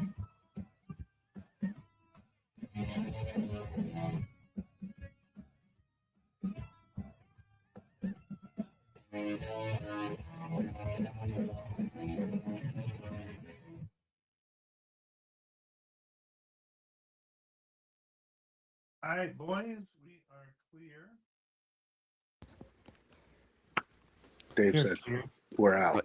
All right, you're killing me, Smalls. What's the story? Just remember, we're not off YouTube yet. No, it's fine. I'm not going to say anything that... Dude, I've already been doxxed twice on your stupid show. But no, I'm joking. It's an amazing show. People should... I got what you were saying, you moron. People show up and realize, oh, maybe we shouldn't mess with a combat veteran, but okay, good luck. But also, I digress. So is there anybody even watching? How many viewers do we have? I don't know. My back's to the screen right now. I'm going to tell that anybody sticking around, because this is probably not going to make the real video that gets posted, right? What's that? Is this part going to go in the video that's posted or not? Yes. YouTube's live. I know it's live. I'm saying, but when you do live, I do YouTube. I have like 5 channels. My point is not UFO stuff, obviously. But okay. Anyways, all right. How many we got, Dave? Who wants to get the scoop? Give me 2 seconds. I'm going to tell you guys a story. With there's 135 watching. All right. Anybody that sticks around, I'm telling you a story right now that's 100% true. And it's just it's 100% true. And you're like, trust me, bro, whatever. Dude, it's true. Like anyways, this is way cool. And it freaked me out because I'm a non-believer. I'm a skeptic. I'm all those things, right? So here's the story. Here we go. Sure you are. It's what? Sure you are. Okay. I got to tell Dave. Go ahead. Fuck you, Dave. Yeah. I have 1 minute of background to tell you guys so that you understand the relevance of the story. Okay. And I'm being honest with you guys. I'm a real person. So here's the deal. I never met my biological father. When I was born, he left 2 weeks later. I never met him his entire life. He died a couple years ago. I never met my grandfather, obviously, or any part of that family other than my grandmother. I visited her twice when I was growing up in the 80s. Okay. So just that's important to what I'm about to tell you. I personally, normal dude from Southern California, grew up surfing, football, tacos. No, in my mind, nobody in my family ever joined the military. Nothing ever happened. 2001 rolled around. I'm 22 years old. And it was right before September 11th. I have the video of me going to the Air Force recruiter. I enlisted in August of 2001. And they go, what job do you want? And I go, I want to be a firefighter. And they're like, well, that job, we can't guarantee it. Why don't you be a, radar officer or whatever? I'm like, no, I want to be a firefighter. So they're like, well, that job doesn't leave for 6 months. So there's a delayed entry program. It leaves in February. A month later, 9/11 happens. And I literally almost switched to become an Army Ranger because I was 22 and I'm the baddest guy in the world. Just ask me, right, at that time. And luckily, everybody talked me out of it. Like, dude, you're going to go kill people and then what? But anyways, I digress. I went in the military based on... Good. Just to wrap it up. Oh, he's on the phone. Anyways, so I enlisted in the military, go in the military, leave in February 2002, go through basic, do my whole thing, become an Air Force firefighter. Get out of the Air Force after 4 years, served in Iraq, UAE, and a bunch of places, during my time. Got some great experience, saw some cool stuff there, some uncool stuff, but some cool stuff. Got out after 4 years, came back home, and I'm like, yeah, I don't know what I'm going to do with my life, like most guys do in their 20s. And I got recruited to work at a buddy. And he's like, hey, come work at this place, a secret place. We don't need to expand upon that. And I went, and it was crazy because I'll tell you guys the interview process. I don't know how it is now. Actually, I do kind of know how it is now. But back then, they would literally be like, show up this hotel at 11 o'clock at night in Las Vegas or wherever and dudes would roll in. I'm not kidding. Like, it was nuts. Anyways, did that for like a decade. Then I got out after that, went in the federal service because I got married and had kids. And my wife was like, hey, you're never home. It feels like we have a freaking, secret agent as a father and husband. You need to leave. So I left. We ended up getting divorced too, so that kind of sucked. I wish I would have stayed. But that's another story. Anyways, all of a sudden I get a phone call in 2021, and my biological father had passed away. They're like, hey, we're just informing you your biological father passed away, and he didn't leave you anything, so sorry. I'm like, okay, cool. Thanks for letting me know. Never met him. A year later, I get a call.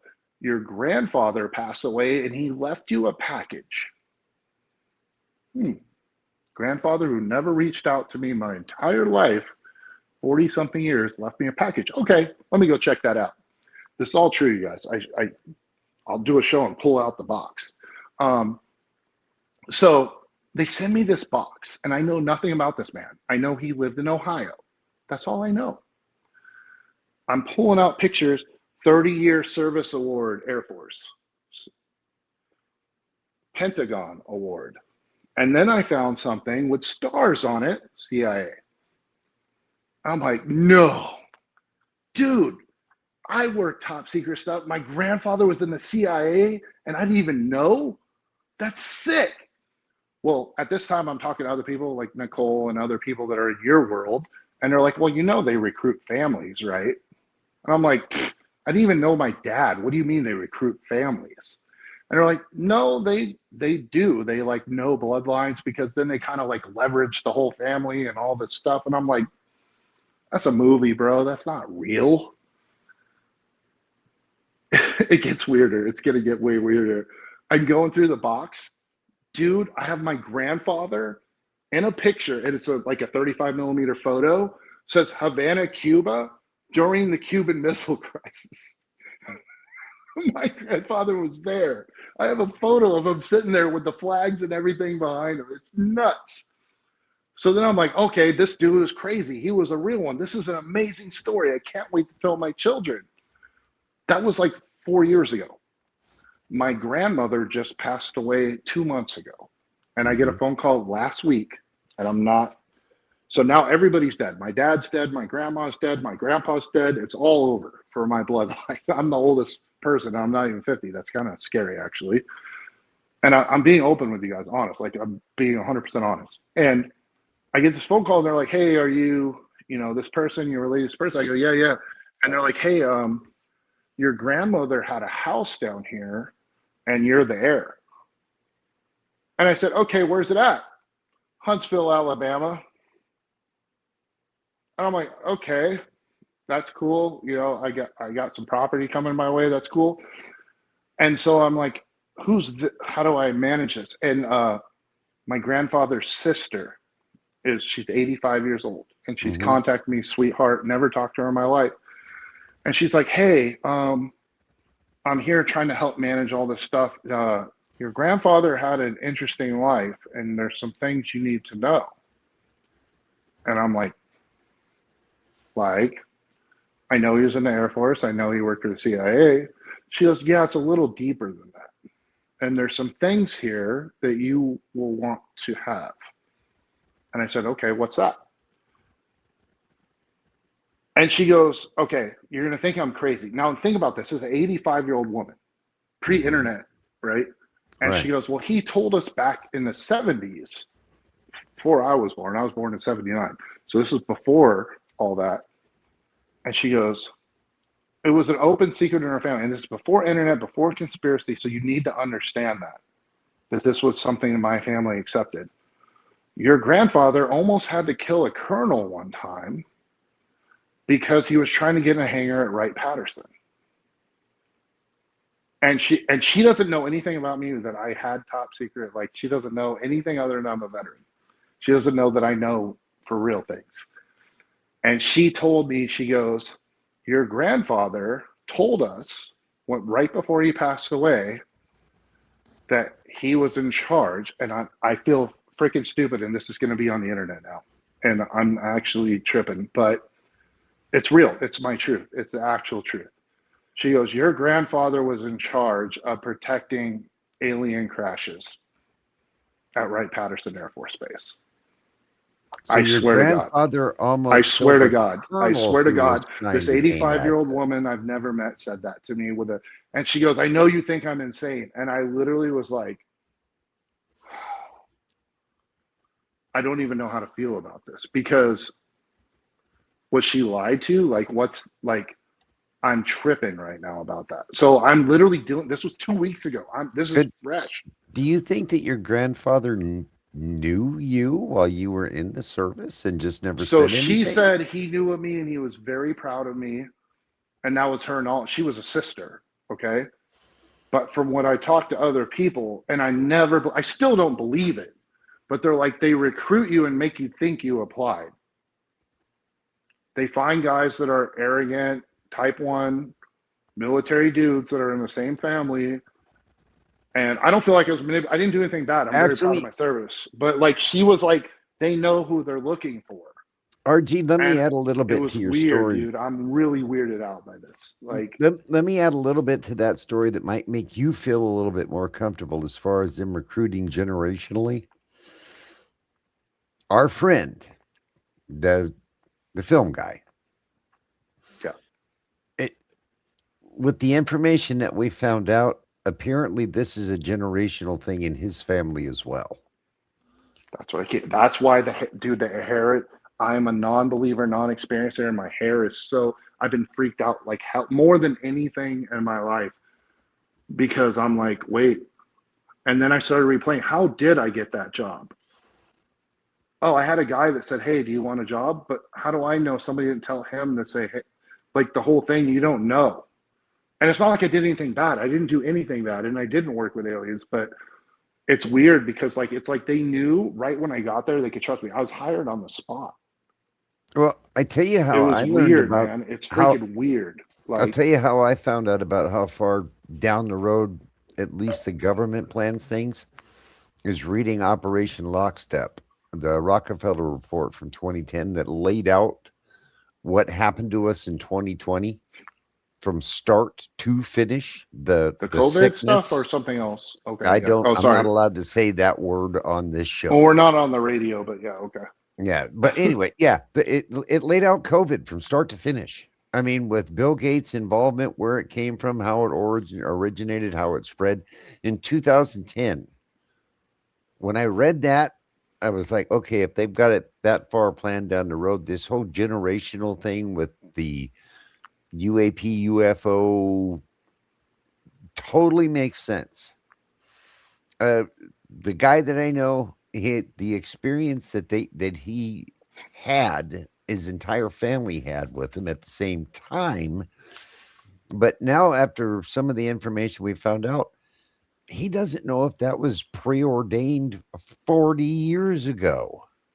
I'm starting to doubt everything I thought I knew, and it's weird because my life, I'm such a anal retentive, organized, like arrogant dude. Like I know everything. I have everything in its place. And the worst thing you can do to me is make me feel like my reality is not real and it's happening right now. Like it's not like earth shattering because it's not bad, but I'm like, now I have to think, wait, was there more to this? Was I part of the system? Like, and I'm out here cheerleading like, hey, you guys are all idiots. There's no aliens, all this stuff. And then I get told, oh yeah, your grandpa guarded aliens. Like, what the hell do I do with that? Like, well, then you have the synchronicity. It's really weird, dude. Like, I don't know how to. Then you have the synchronicity, RG, of meeting Dave and Tim, and Tim being the facilitator and the guy who can move the football down the field with the skill set that he has. So, was it preordained that you two met? I don't know. I mean, when I met Tim, all the we got to the point to where it wasn't even synchronicity anymore. Whatever we needed for the project we were doing just fell in our lap. It came out of the sky. It came out of nowhere. And the more that I thought about it, it's like, okay, I think Tim was pulled into this on purpose for the skill set that he has, just like with you. I feel like I'm way less hard ass on this stuff now. I still don't believe in the chaotic, borderline schizo type stuff, but I'm opening my mind to sometimes stuff happens we can explain.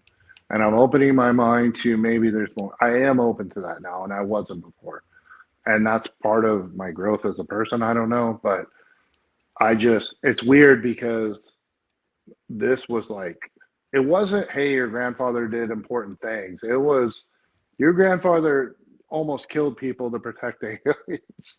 Like, it was just a weird, and for someone like me, you guys that know me, Deb, and all you in the chat, you know me, I'm a hard ass about that stuff.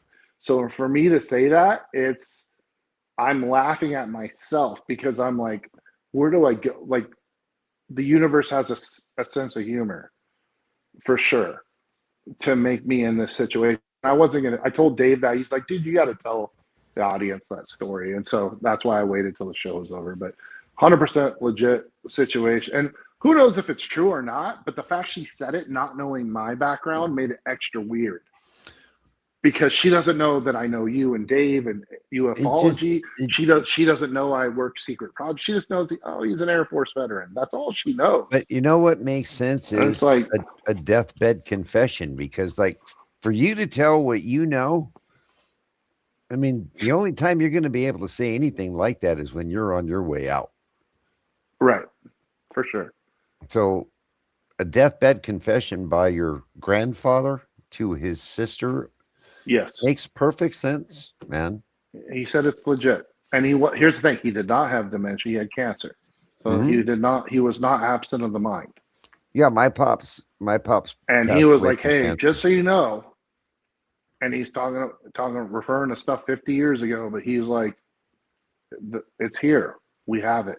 And she was chuckling. It's an 85-year-old woman that she's God-fearing, she goes to church, she salted earth from the Nebraska or something, Midwest woman has no reason to lie somebody she just met for the first time. I'd be going to grandma's she house got a with a kick. metal detector, dude. Well, so I'm going there. So you're going to laugh.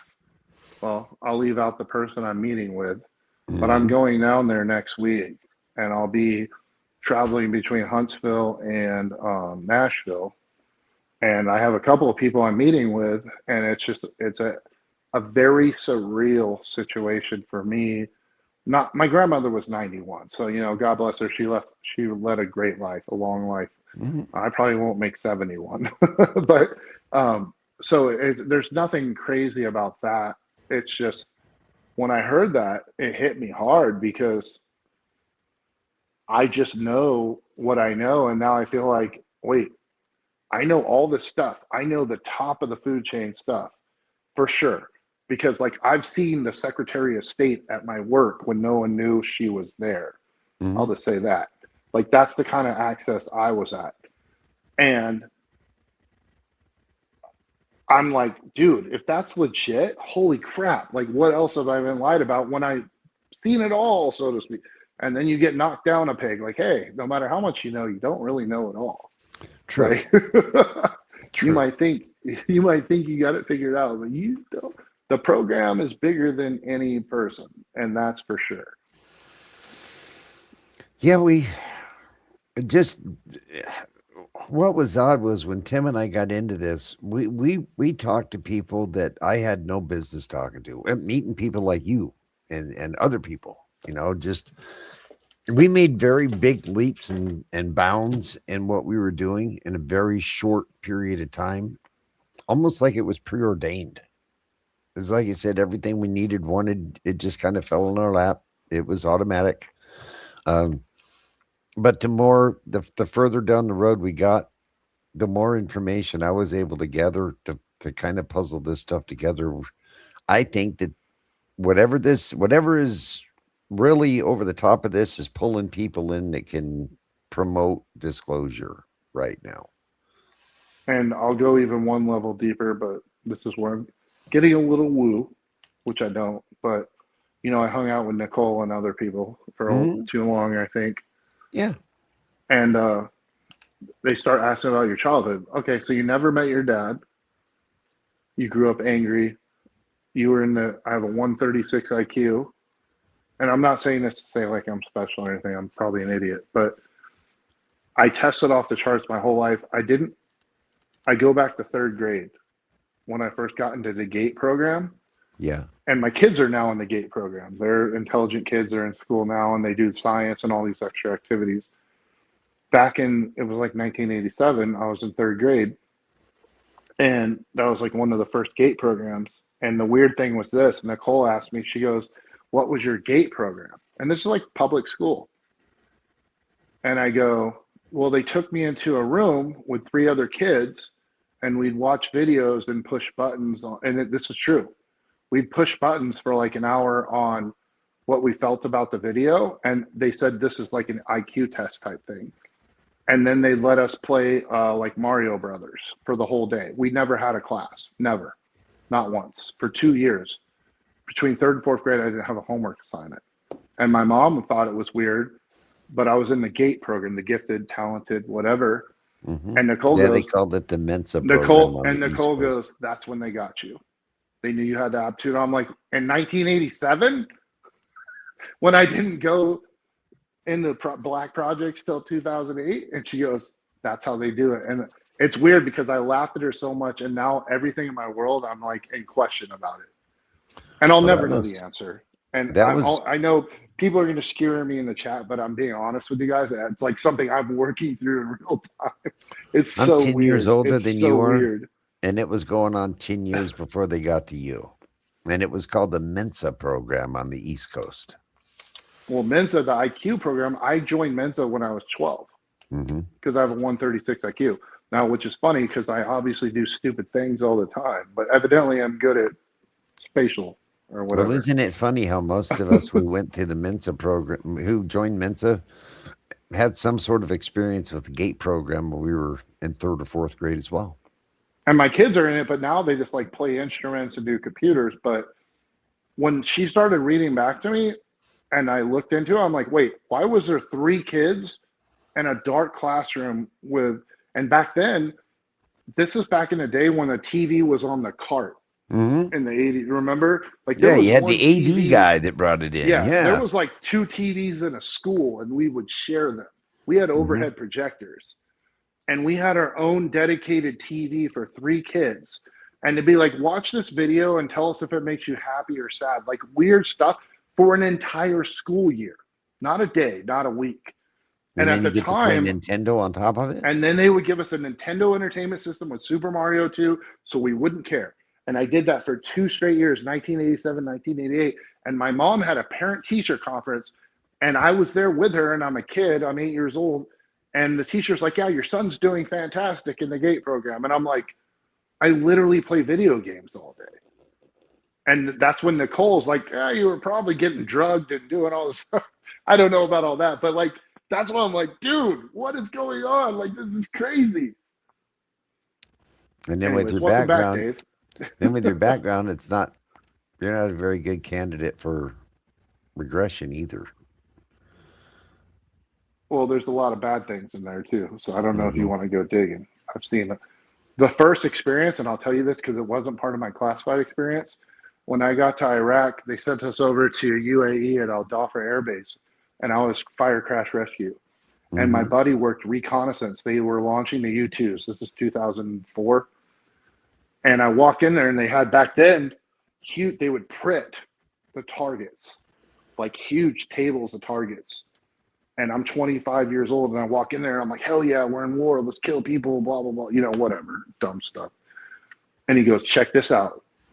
And my buddy shows me a picture, and it's a U-2 taking a picture below it over Iraq. And there's a B-52 bomber, and it's like carpet bombing. Like you could see so clear, like clearer than your newest iPhone now in 2026. Back then, it's clearer than that. And he goes, yeah, we got to throw this one in the trash. And I go, why? He goes, Geneva Convention.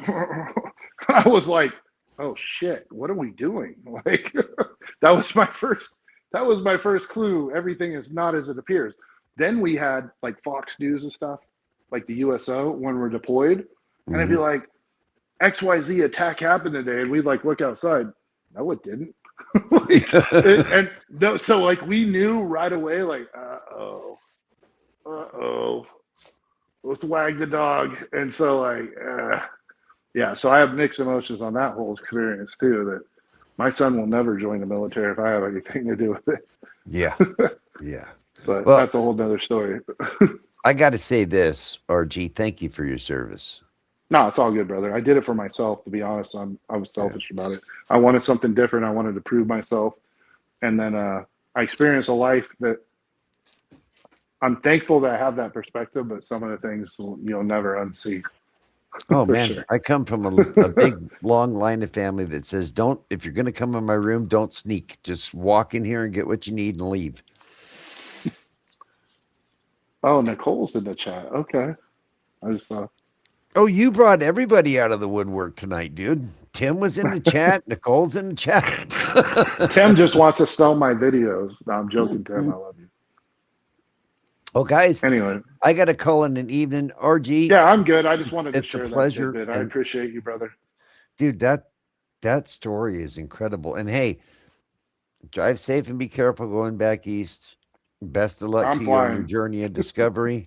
Well, you're going to be on the ground, and in Huntsville, it can be a little crazy. I work private security, and Huntsville is a pretty hot spot, so you be careful out there, man. But good luck on your journey of discovery. I hope you find something that might Thank you, brother. I appreciate you, man. seal the book up for you. Good night, Terry, guys. Thanks for having Terry, me. take again. care of your mustache, okay? Amen to that, man. I got to hang on to that. That's the best part of me. This is what's gonna continue to grow when I'm pushing up daisies, Dave. I'll chat at y'all later. Ciao for now. Later, brother. Nicole, I did not bring you up. I just said you talked about woo stuff. Didn't mention you in any other capacity. Watch it back.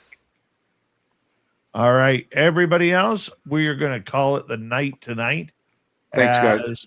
Tomorrow night on the show, Brian Bowden will be filling in for Varla Ventura for the next couple of months while she is working on some projects right now.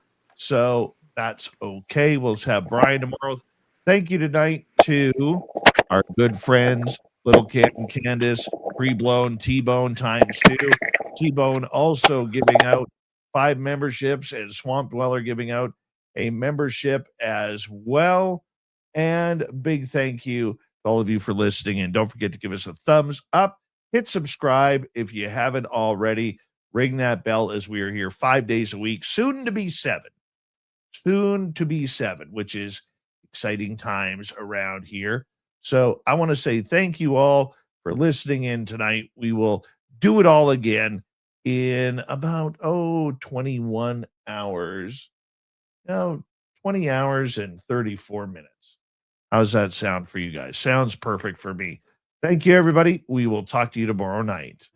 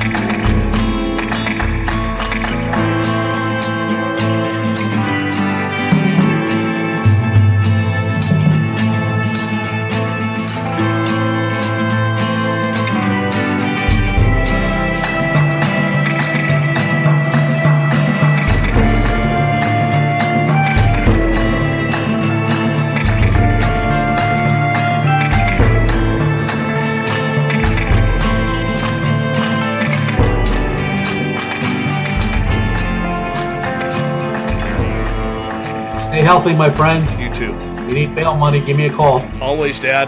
Take care. You too.